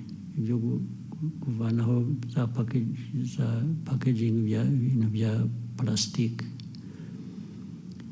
ariko abantu babisuzumye neza bashobora no gushyiraho ingero zitandukanye, ibintu bimwe byakorerwaho cyangwa uburyo byakorwa bikagabanya ubwo bukana bw'abantu batakaza imari kubera ko ibiva hanze nabyo bikwiriye kuba bifite uko bihera, nabyongeraho amafaranga kubera iyo mpamvu, kugira ngo nkuringanize n'uwo mu gihugu wishyura ibirenze kubera ko we yabikoreye mu gihugu. Byose ushobora kubishyiraho rwose tax, ari ukoresha hano nta bundi buryo agomba gukoresha plastique, nashyiraho tax. Ariko byagera kubivana, uzana plastique ayivana hanze nko kuba kabiri. Ibyo byose birashoboka. Hari uburyo bwinshi umuntu yagenda bisuzuma akabiringaniza, kandi udatakaje icyangombwa cyo kuvuga ngo tugomba kugabanya plastique, kuko bimaze imyaka 20 ngira ngo bya plastique bikora. Ntaho mbona byahungabanije igihugu mu mikorere cyangwa iki, nubwo bigomba kuba bifite abo byagiye bibangamira. Ibyo rero byakosorwa. Hanyuma ikindi cyari iki, iby'imihanda. Iby'imihanda urumva ni nk'ibyo nabyo ni nk'ibya plastique wari uvuze. Imihanda ubwo impamvu abantu bakora batyo nabi, bituzuye bikangiza, ni ukutabikurikirana. Kandi nitwe bigomba kuba biturukaho, kuko ari ugiye gukora umuhanda, umuntu wa mbere utanga ibigomba kuzuzwa n'inde? Ni twebwe dushaka imihanda. Niba twarabitanze hariho cyangwa hatariho uburyo bwo gutwara amazi, ikibazo ni icyacu. Niba twarabitanze nabyo uko bakora imihanda tubifite, umuntu akazaza akavuga ati umuhanda mwanshinze narawukoze nararangije nimunyishyure, bakamwishyura akagenda batabikoze, ni twebwe, ntabwo ari abakora umuhanda. Ubwo ni ikibazo cyacu kigomba gukemuka, nacyo byanze bikunze. Uzampa ingero gusa zimwe nakuzimpe, kuko ibyo byombi nashaka ku, hari inama y'abakuru ba minisitiri ejo. Hari urugero nyakubahwa perezida wa repubulika, umuhanda Kigali Bugesera, abaturage batuye munsi kandi ubona ko hari amazu afatika abantu bubatse neza, ariko hari za ruhurura ziza zitangira ari umugende w'amazi bikarangira bibaye ruhurura, aho abaturage basabwa kuhimurwa, leta igatangira gutanga ingurane aho kugira ngo ibe yarayoboye amazi agera mu gishanga. Icyo kigomba gukosorwa, byo nabyo byanze bikunze. Thank you, Mr. President. Divan, RBA. Maybe I'll try to shorten my answers so that we don't spend the whole day here. Murakoze nyakubahwa perezida wa repubulika, nitwa Divan Wayo, nkorera RBA. Nifuzaga kubabaza ubushakashatsi bwa 14 bw'urwego rw'igihugu rw'imiyoborere. So while I want to shorten my answers, shorten your question. So that we can have more people. Yes, Excellency. Nari nkomoje ku bushakashatsi bwa RGB bugaragaza uburyo abaturage bashima cyangwa banenga inzego z'imiyoborere zitandukanye, aho bugaragaza ko bashima urwego rw'umutekano ku kigero kirenga 90%, ariko byagera ku rwego rwa service runihariye igice kigera hafi kuri 50% by'umusaruro mbumbe w'igihugu, ugasanga nicyo gice kinengwa cyane, haba service za leta haba n'iz'abikorera, kuko hamwe urwego rwa service abaturage ubwo kandi namwe murimo nawe urimo n'abandi komeza. Hanyuma nyakubahwa perezida wa repubulika, twifuzaga kubabaza, musanga habura ikindi imitangire ya service haba mu nzego za leta n'iz'abikorera ibe myiza kurushaho, dore ko ari urwego rufashe runini mu cyerekezo cy'iterambere ry'igihugu. Icyambere, abo batanga service mbi bagomba kwiga kubwirwa kunoza service batanga. Icya kabiri, abanyarwanda muri rusange mukwiriye kwanga guhabwa service mbi ukayishyurira, ukagenda utanavuze, ugomba kubyanga. Icya gatatu, ni mwebwe kugira ngo tumenye amakuru habeho accountability. Nawe umunyamakuru bishyire hanze ubimenye, uvuti bari bamaze kutubwira umuhanda, urugero umuhanda aho ibintu byiza, amazi yangiza umuhanda, yangiza amazu, n'icyo urwo ni urugero. Nawe butaha service mbi wayiguhaye ninde? Ahangaha ukavuta ahangaha batanga service nabi, even nk'umunyamakuru, ariko murabitinya, ntabwo murabiceceka mukabihisha, cyangwa mugashyiramo abo mufitanye amasinde gusa, abandi mukabihorera. Hari abo mutavuga, mukavuga ababoroheye cyangwa ababangamira ku bindi, ariko mukwiye kubishyira hanze uko bimeze. Hanyuma icya kane, inzego za leta zigomba kubikurikirana nazo ndetse ubwazo, kuko zirimo nabwo zitabikurikiranye nabwo bafite abababaza, ubwo bakwiye kubibazwa. Ariko ikibazo cya service mbi cyo ntigikwiriye kwihanganirwa n'uwo ari we wese. Ariko ndakubwira, ntabwo ari hashize igihe kinini mpora nabyo, ariko nahuye nabyo kera no mu nteko. Kera twagiye mu bintu bya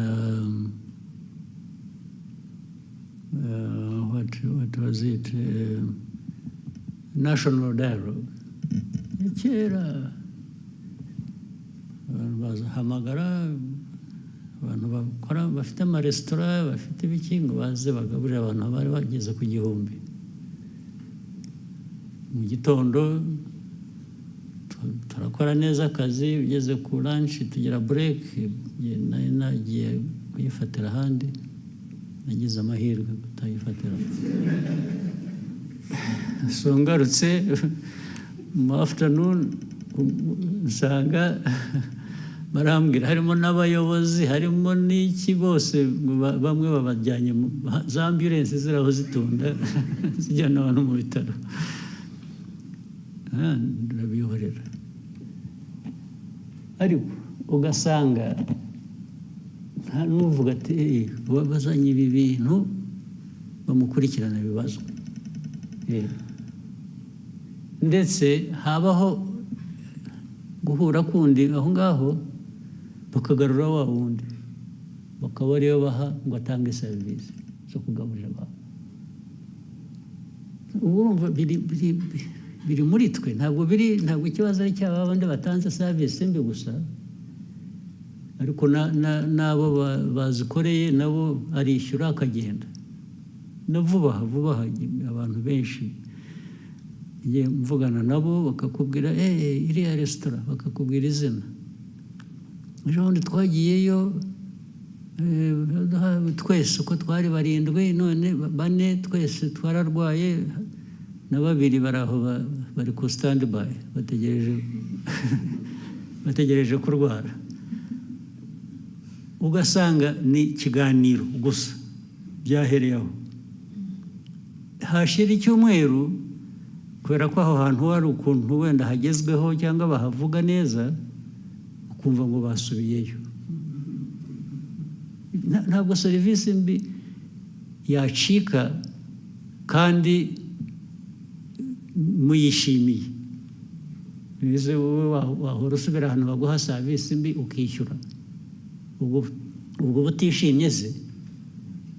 So ni ikibazo kinini, mujye mukishyira hanze, mukiganire, mukivuge uko kimeze, mureke ku serivisi mbi kwiye kwangwa period, ikavugwa ikanengwa, abayitanga bagakurikirana kurusha gusubirayo baguhaye serivisi mbi.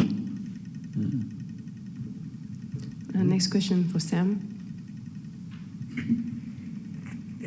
Thank you, Your Excellency. Short. Thank you. My name is Sam Karenze. I work for SKFM. My question is about Rwanda and the Arsenal deal through the Visit Rwanda initiative. Arsenal. Oh, we won last night. Did you see it? I'm also an Arsenal diehard. Good.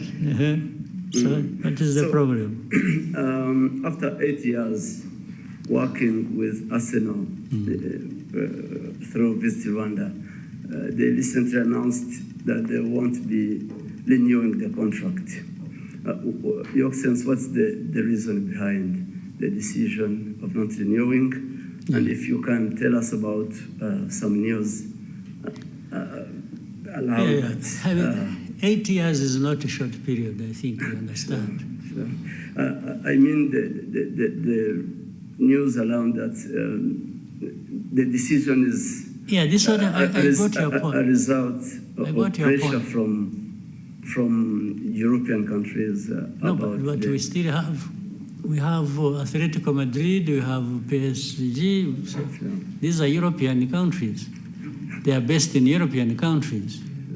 So that can't be the issue. But the issue is when maybe sometimes, while for me, and I will continue, it has nothing to do with the contract. I will continue being Arsenal fan, of course. I even go and watch in their stadium football when I have time and so on. But a partnership like that one we had been having for 8 years is a commercial partnership. A commercial partnership can be reviewed on different grounds. Either party may say, I'm not, because it has to be, it was being negotiated every year. It has to be negotiated every season. I mean, not every year. We agree, let's say we negotiate it like today. maybe it goes 2 years or 3 years, then you have another one, whatever period people have agreed. It could be renewal every year, it could be renewal every 2 years or 3. So the reason for renewal is to look at whether new conditions demand different things from either party. I say, no, from my experience for the last contract, we didn't get so much in this area, and we can't be paying for it so much. And the other side could say the same. Can we adjust it like that? So in fact, particularly this one, there was a negotiation that went on. There are adjustments to be made in the contract. And our people and theirs disagreed on a particular thing and said, no, we can't have this instead of this, or which you have been having or which you were demanding to have.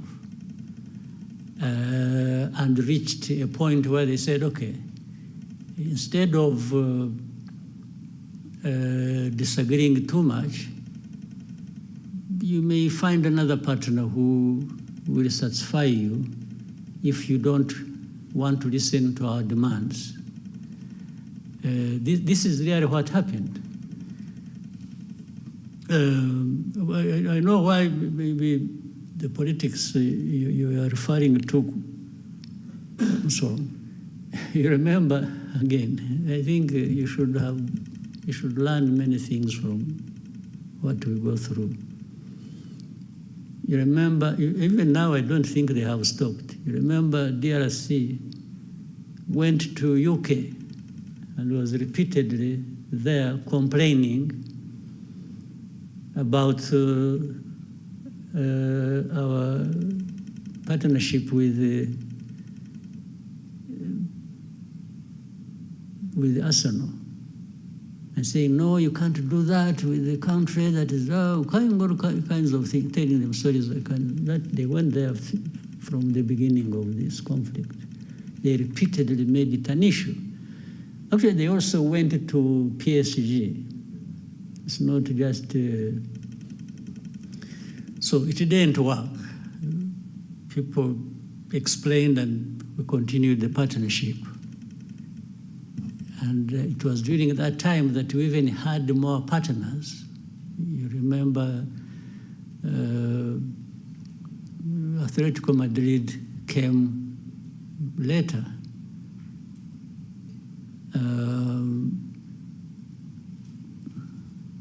What is interesting, when it failed, when the DRC efforts failed, they started looking for clubs to have partnership with. So, yes, that's exactly what happened. If you saw, I think I saw a game yesterday or the other with the Monaco, somewhere on the sleeve they have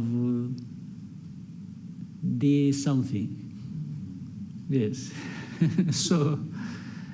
You can see you are attacking a partnership and you are saying this, When you fail, you go looking for the similar thing. So which shows really they were doing it just to malice Rwanda, not because there was anything wrong with this partnership. Unless we want to overstretch it, and assume that among the people who have the influence or who are part of the authorities to decide were Tottenham fans. So you can understand they would want to kill this one. So that is what happened. There's nothing dramatic about it. But at the same time, by the way, if this partnership doesn't work, it means we have opportunity with this money because it is commercial. It is commercial. We are paying to open up for another partnership somewhere else. You've seen how we've been even going to, as far as United States, we are having beautiful partnerships with NFL, with NBA, and more will come. Yes. By the time we realize, we are into many other partnerships. Thank you, Mr. President. You've given us more than 2 hours. With your permission, we can take 3 more questions. Let's see here, take some bonus. Oswald. Thank you so much, Your Excellency. Murakoze cyane. Ndagira ngo mbashimire kuri uyu mwanya mumpaye. Ni sinzi niba mwarabonye raporo yasohotse ivuga ko mu mwaka umwe 2024-2025 abantu basabye akazi bari 1,100,000 birenga. Akazi gahabwa abantu 3,000 gusa. 3,000 kuri 1,100,000. Bitatu bigomba kuba ariko byaragiye mu kampani imwe cyangwa ebyiri. Ntabwo nibera ko birakireka. Noneho mu mpamvu zimwe zibitera, inzego za leta zimwe zishyira ku isoko imirimo zigakoresha ibizami, abantu bagatsindira akazi ntibabashyire mu myanya. Hanyuma abavuga ni mu nzego za leta. Yego, mu nzego za leta. Inzego za leta hakwiye kubamo n'abakeya kurusha abo ngabo. Hakwiye kubamo bakeya kurusha 3,000. Leta bose barajyamo bashaka iki? 1,000,000 urayishyira muri leta igihe ikora iki? Nyakubahwa Perezida wa Repubulika, ikibazo ntabwo ari uwo mubare w'abakora muri leta, ahubwo abo bavunika bakora ibizamini ntabwo bose babikoze n'abiyandikisha basaba akazi. Ababikoze ntekereza ko bagera muri 500. No kugira ngo baringanize. Ariko harimo imvune, hari abakoresha ibizamini wenda nko mu karere kamwe ka Nyagatare, ugasanga ikizamini kiri kubera Musanze. Hari n'umudepite ejo bundi wavuze ati kugira ngo duce intege abo basaba akazi bakina hajyeho amafaranga ku bashaka akazi. Ibyo byo ni mismanagement, ni imikorere itariyo. Ibyo nyine babishyira ku murongo, ibyo bishobora gukosorwa, ntabwo ari ikibazo kinini cyane. Hanyuma ikindi Nyakubahwa Perezida wa Repubulika, ibirebana n'insengero, abanyirinsengero basabwe kugira ibyo bavugurura, barabivugurura bashyiramo amafaranga, nabyo bigiye gusaza zitarataha. Iyo bibagewe nta nsengero nafungura n'imwe. N'ibyo dukora tubikora nyine byose kugira ngo abantu nayo insengero muri development, muri ibi byose twavugaga intambara ziri ku isi na survival y'igihugu, insengero zifitemo uruhare iki? Nazo ziratanga akazi se? They are just cheating. Abenshi they are just cheating. Ariko mubahehe mwebwe? Ngewe ibyo mbona ko ari abantu huzuyemo ububandi gusa, kurwana n'ababandi bari mu churches nabyo nta mpuhwe mbifitiye na busa rwose. Ariko mwebwe abakoroni barabarindagije, namwe murarindagira. Ubu twirwa tuganira ibintu bya church, ibisengero, wagiye mujye guhinga, mworore, mujye gusenga nushaka usengere kuri telefone. Ibyo churches aho byaturutse ntuhazi. Churches ziri ahantu hose ziri, ahubwo ndetse buriya nuko dushaka gushyira ibintu mu kuri, ntitudashaka guhutaza abantu, tugira kwigisha, naho hafunzwe nke. Ikibazo kirimo Nyakubahwa Perezida wa Repubulika, kubera hari uturere tumwe zifunguye, abaturage baturuka mu turere aho zifunze bajya gutera umubyigano. Naho tuzazifunge ahubwo. Yes, aho ziri ubwo tuzazifunga, bajye basengera mu rugo rwose. Iri senga abanyafurika mwara. Niba mugenera ikindi kibazo kimwe kirebana n'inyambo, ejo bundi mwagabiye miri wa Katari inyambo Albert Rudatsimbura twaza tuganira avuga ati birakwiye ko inyambo zishyirwa mu murage w'igihugu ku buryo buri official ibyo bintu mwigeze mubitekerezaho bizakorwa ryari muzabitekerezeho mwe muzabitekerezaho mubikore njye mfite inyambo ndazitunze ndishimye uko muzazigenza migirire gute ibyo birabareba yes njye nzatunga ngabe nishime nyambo ko ari amateka yacu se mwe mukora akazi ko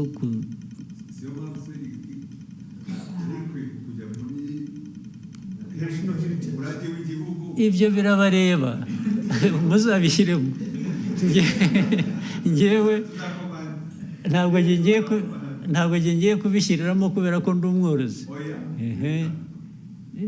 none se ntufite uko communicating na leta mwe muzabikurikirana ibyo birabareba Murakoze. Next, Bloomberg. Thank you, Mr. President. Undiro Ganga with Bloomberg News. I just have a couple of things I'd like to hear from you. If we look at gold prices, they've hit an all-time high in the market. In the context of Rwanda, IMF projects that by the end of the year, gold is going to account for half of your export revenue, about $2 billion by the end of this year. But in the same breath, we have seen sanctions, particularly from the EU on the country's main smelter, Kasabo, and some of its executives. So in lieu of the sanctions, what is Rwanda currently doing with its gold? And maybe if you can broaden out that conversation for me, what is the importance of gold in Rwanda's economy? And do you have specific plans to develop the gold industry? Thank you very much. Do you want to advise those who are applying sanctions? I'm saying, do you want people to add more sanctions to stop that, or what? No, I want to know if you're not selling it to the EU, because Rwanda also has a really big deal, about $900 million mineral deal with the EU. Yeah. So if they're off the table, if that is frozen, what is currently happening? There's nothing frozen. There's nothing frozen. You know what they sanctioned? They are individuals who led that refinery. But the refinery operates, right? So that I don't misquote you, Rwanda is still selling its gold to the EU. It's selling gold to the market. Whether EU, the Gulf region, or United States. I don't know whether I'm getting your question properly, but there is definitely a gold. We have gold here, by the way. Do you know it? You know a place called Miove? You have heard? During the war of 92-3, our soldiers were operating in that region. Miove, there is a swamp, you know it? In Chumbi.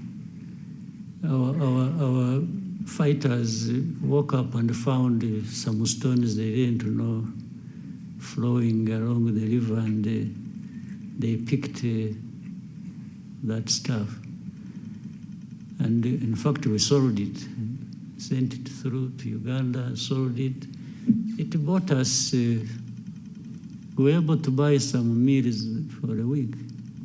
Just from the gold we picked.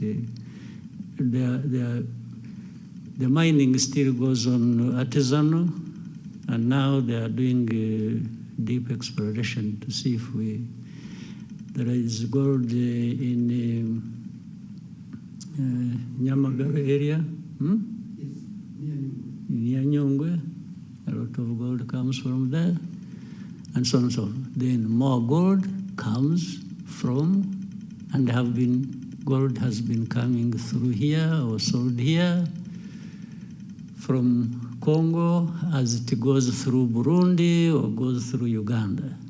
So there's nothing particular about gold and Rwanda that people should blah, blah, blah about.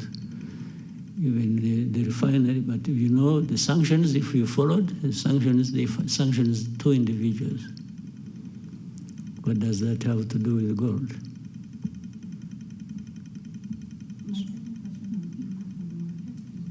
Impact of Rwanda on the market, or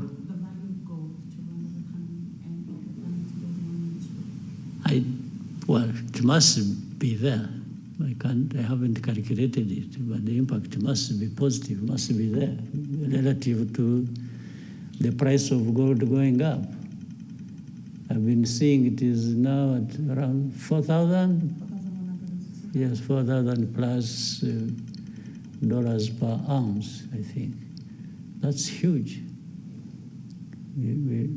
As you see it, you may end up, and it has nothing to do with Rwanda, you may end up having wars around gold, those who need it and those who produce it in the world. And those who have more will get more involved than those of us. We are talking about young or small people. Rwanda always carries the burden of the whole world by itself. You know, there are people doing everything, even in a worse form than probably we're accused of, but they prefer to point at Rwanda for everything. Can you imagine Rwanda being a point of reference to do with this global network of gold trade? You get it clearly that it is politics, it is geopolitics, it is some nastiness that goes on every day. Otherwise, how does Rwanda really surface in all this?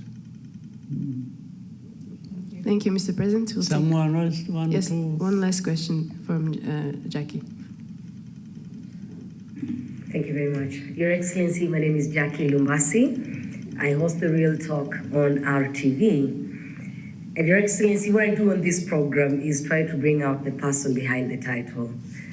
There's a former Prime Minister who was once asked what was the toughest part about his job, and he said the toughest part of his job was parenting his son. And to someone else, they would think when you're a president or you're a prime minister, that should be the hardest job. I would love to hear from you as a parent. So in this case, putting aside the president, I would love to talk to PK, the father, the grandfather. If you've ever had to struggle with anything as a parent, what would that be? And then with the grandchildren growing, I wonder if you're picking them from school, or dropping them there.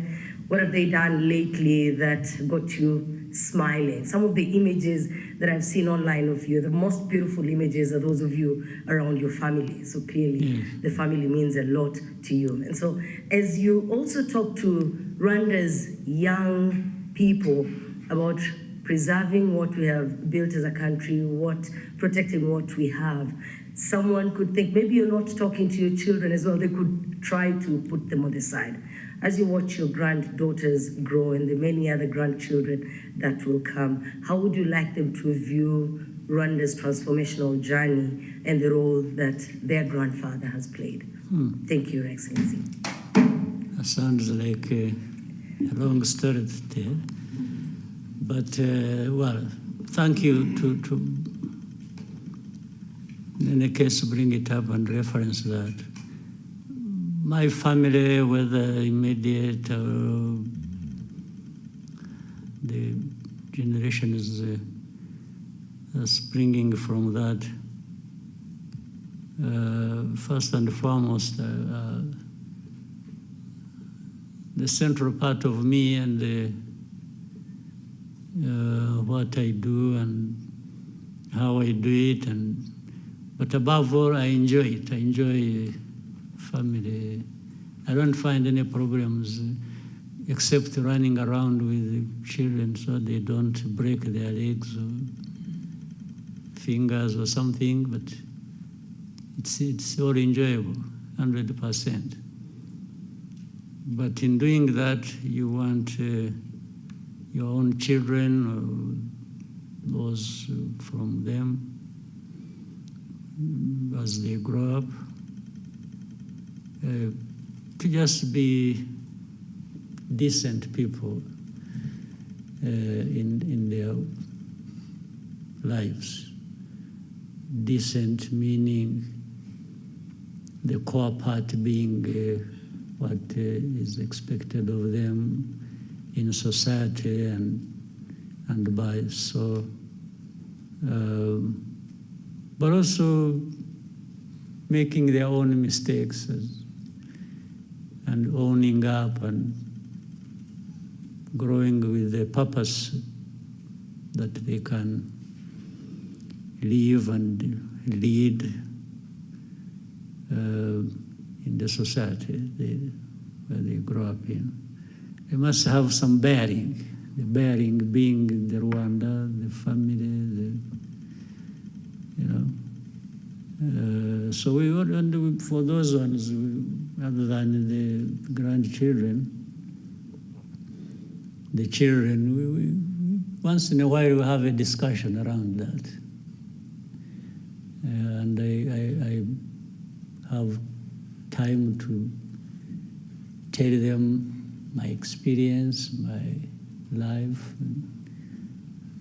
young, middle age, growing up to the age where I am, and all that the family, my wife and I have had to go through to make sure that first we survive and they survive, and so the efforts can't be for nothing. The efforts can only be for the fact that they must grow up as decent human beings as much as they can. I can tell them so much, but only they can do so much. And if they can learn from that, which we always have to insist on they do, well, that's it. And actually the issue of them growing up as president's son or daughter or grandchildren does not feature much. We try to remove that from the conversation as much as we can. They just have to grow up as decent human beings. If they become presidents themselves or become whatever they want to become or become nothing, that's up to them. They know how to live with it. Yeah, so, but it forms a big, big part of my life, and it feeds into the energy to do what I can do, and without a doubt. Someone, another person maybe? Thank you, Mr. President. These two, now there are four. Some of them are raising for the second time. No, not for the second time, no. We can go to Jadot.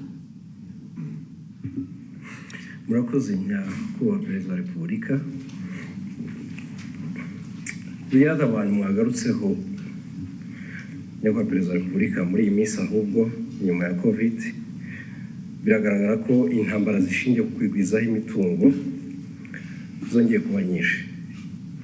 Ingaruka zimwe za hafi ni uko ibikomoka kuri peteroli birimo guhenda, ibihugu nk'icyacu bidakora ku nyanja ndetse tukaba twinjiza byinshi birenze ibisohoka. Cost of living nyakubahwa Perezida wa Repubulika irimo irazamuka. Nkaba mvuga nti ko bigaragara ko ibyinjira mu gihugu birimo bihagera bihenze, ibikomoka kuri peteroli bigahenda, mu kubigura umunyarwanda ku isoko ibiciro bikaba bitoroshye, ingamba nzibacyuho za leta y'u Rwanda zo mu gihe gito cyangwa se ku buryo burambye zaba ari izihe nyakubahwa Perezida wa Repubulika? Usibye ibyo bibazo biriho kandi bimwe byumvikana tugomba guhora dushakira umuti, reka tubanze tunahere gusubiza amaso inyuma urebe aho tuvuye n'aho tugeze n'ubukungu actually buhora bukura buri mwaka. Ubu turi mu ba mbere ku isi bafite ubukungu bukura, nuko ari igihugu cyangwa ari ubukungu bukeya gusa. Ntabwo ari igihugu kinini, ntabwo ari ekonomi nini, igihugu gitoya, ariko ubukungu bwacu buhora bukura buri mwaka. N'ubushize, n'umwaka ushize n'uyu nguyu biragaragara ko turagenda tujya hejuru iteka ya 7.7%. Ntabwo ntawe ukwiye kwibwira ko biva ku busa. Niyo urebye n'imibereho y'abaturage mu myaka 20 ishize yakomeje irushaho, abaturage umubare wabo uriyongera, ariko n'imibereho yabo igenda yiyongera, byaba buhoro gato, byabaho byihuta, ariko biriyongera, ntabwo bisubira inyuma. Ibijyanye rero n'ibyo bijyanye n'ubukungu ku buryo bw'ibyinjira ibisohoka bavugaga, ingamba ya mbere ni ukugira ngo ibyo twohereza hanze birute ibyo tuvana hanze, nibyo byatuzamurira ubukungu kurusha. Tugatubura agaciro, tugatubura n'ubwinshi bw'ubukungu. Izo nizo ngamba. Buri kintu cyose dukora biva mu bintu byinshi bitandukanye. Iyo ugiye kureba no mu bukerarugendo, igihugu gisurwa, abantu bava hanze mu mwaka nyirango ushize barenze miliyoni n'ibihumbi 300 cyangwa 400. Amafaranga avuyemo arenga miliyoni 600. Ibi byose ni ibintu dushaka ko bikomeza gukura, ariko birakura harimo ikibazo cyo kirahari kijyanye nuko ufata ibyo ufite ubu ukabigeranya n'ibyo ukeneye ubu, usanga ikinyuranyo ari kinini nyine. Ariko niyo mpamvu abantu bagomba guhora bakora uko bishobotse ku bintu byose. Rero guteza imbere inganda, guteza imbere ubucuruzi ndetse bw'ibiva hanze bukaza bwubaka ibyo dukora mu gihugu. Hari ibintu byinshi tumaze kunyuramo byari bikwiye kuba bitwigisha uko dukwiriye kuba tubikora. Icyo navuga rero ni ugukorana, ni ugukorera hamwe, ni ukugira ngo abaturage n'abatwumva bumve ko ingorane zo zirahari, ariko inzira irahari yo kuzivamo, kandi hari ibikorwa bigereranyije ndetse n'ahandi usanga turi mu ba mbere bagenda bagerageza gukora ibishoboka. Thank you, Mr. President. We may take one last one from Fola. I think you have to do a lot of tombora. Thank you, Mr. President. My name is Fola from the Radio Masterclass, Lagos, Nigeria. I want to ask you a question, sir, about women. So in many African countries, women That struggle. must be easy question. I'm sure that it is. So it's about women and access to reproductive health. I have been in Rwanda for 3 years now, and I have seen from personal experience that Rwanda has actually made significant progress in expanding access, because I can confirm that IUDs that are costing women in some of the countries as much as $300 have been given in hospitals for free here. So my question is, what deliberate policies and investments or institutional reforms did Rwanda do for this to be possible? And what steps would you urge other African leaders to take if they want to replicate this success in making sure that women have this affordable reproductive health services for women? Thank you, sir. Well, I don't want to advise anybody for avoidance of being misunderstood. But the first thing is for people to have in their minds, one, importance of women as a big part of their society, their population, and make sure that you look at the whole population and you look at the different categories of that population, where it is the young people, it's the women, it's men, that is the starting point. And as long as you put, in some cases you may look at the population, you say, oh, you want your population to be this, to do this, but at the same time you are just doing the ordinary thing, and in most cases you are just thinking about men, because they are the ones who are even at the top there thinking and doing things, as in some cases, due to the imbalance we have had in our politics and society. But if you think of women and their specific needs, but also build their involvement around that, you will get the rest right. And therefore, in thinking about good health for your population, you must be seeing certain things that affect different groups. As I said, children, they have different needs in society when it comes to their health. Then we can say men, you can say, but particularly women in this case, and so on and so forth, so that you go fixing. But you are here looking at them under health, but the society that you are managing and that you have to do the best for. This is where it starts from. If you don't start from here, the rest goes wrong.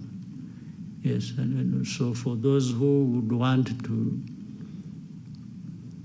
share anything with us, and some of the things we do, we've learned from other people as well, from different places, about different aspects. We learn very quickly from other people, and then, so that is, there's nothing so much technical about it in isolation. It is just thinking about health, thinking about your people, thinking about women, and as you think about the rest, the children and the rest, and then you go into these categories and say, what are the specific needs? So under that umbrella and the budget and so on, you break down and create resources for each aspect. That's all you do. But that's the starting point. The rest is to be practical. How do you become practical about doing it and just stop saying it or having information and knowledge about it? Thank you, Mr. President. Was there someone who really, how urgent is it? I think we can start with them at the next press conference. The ones I have not asked. Who is this? Okay, let's hear from.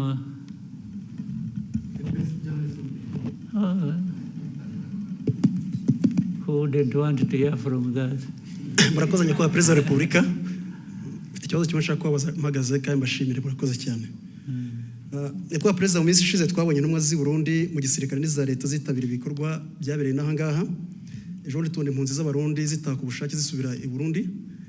Baravuga ati se haba hari umubano muri iyi minsi cyangwa se ibiganiro byabyihariye kugira imipaka yongere ifungurwe ku butaka? Murakoze. Nta gufungura imipaka iracyameze nk'uko yari imeze, ntacyo. Ariko twebwe na mbere hose no gufunga kw'iyo mipaka nta uruhare u Rwanda rubifitemo. at all. Abarundi nibo bahisemo gufunga imipaka ndetse turababwira ngo aho bazashakira gufungura twebwe ntabwo twigeze dufunga. Ndetse n'ubu hari abava i Burundi bakaza hano, hari abantu bava hano bakajya i Burundi, hari abagenda na Rwanda sinzi niba ikijyayo, bagenda so ariko hagati aho muri uko gushakisha twabana dute birenze ibi birushijeho kuba byaba byiza, abantu baravugana twe nta na rimwe tugize dushaka guturana kugira abaturanyi tutameranye neza, ariko bijya biba biraba n'ubu birahari, ariko muzakurikirane neza ntabwo byigeze biduturukaho na rimwe. Niyo mpamvu ndetse kugenda no kugaruka rimwe na rimwe twe nta abantu iyo bashakiye baraza, bashakiye baragenda. Nabo abaye impunzi niba duha za UNHCR cyangwa abandi bakorana n'impunzi bakaza bakavugana nabo, niba hari abumva bamaze kurambirwa ubuhunzi bashaka gusubira iwabo, twe tubaha UNHCR ikabatwara, ntabwo twagumisha hano ashaka gutaha, n'ubundi yaje hano atari uko tubazanye, ahubwo ni uko bahuye n'ibibazo iwabo bagashaka kugira ngo baze babe hano. Nta kintu gishya rero kindi. All right. Thank you, Mr. President. Thank you very much.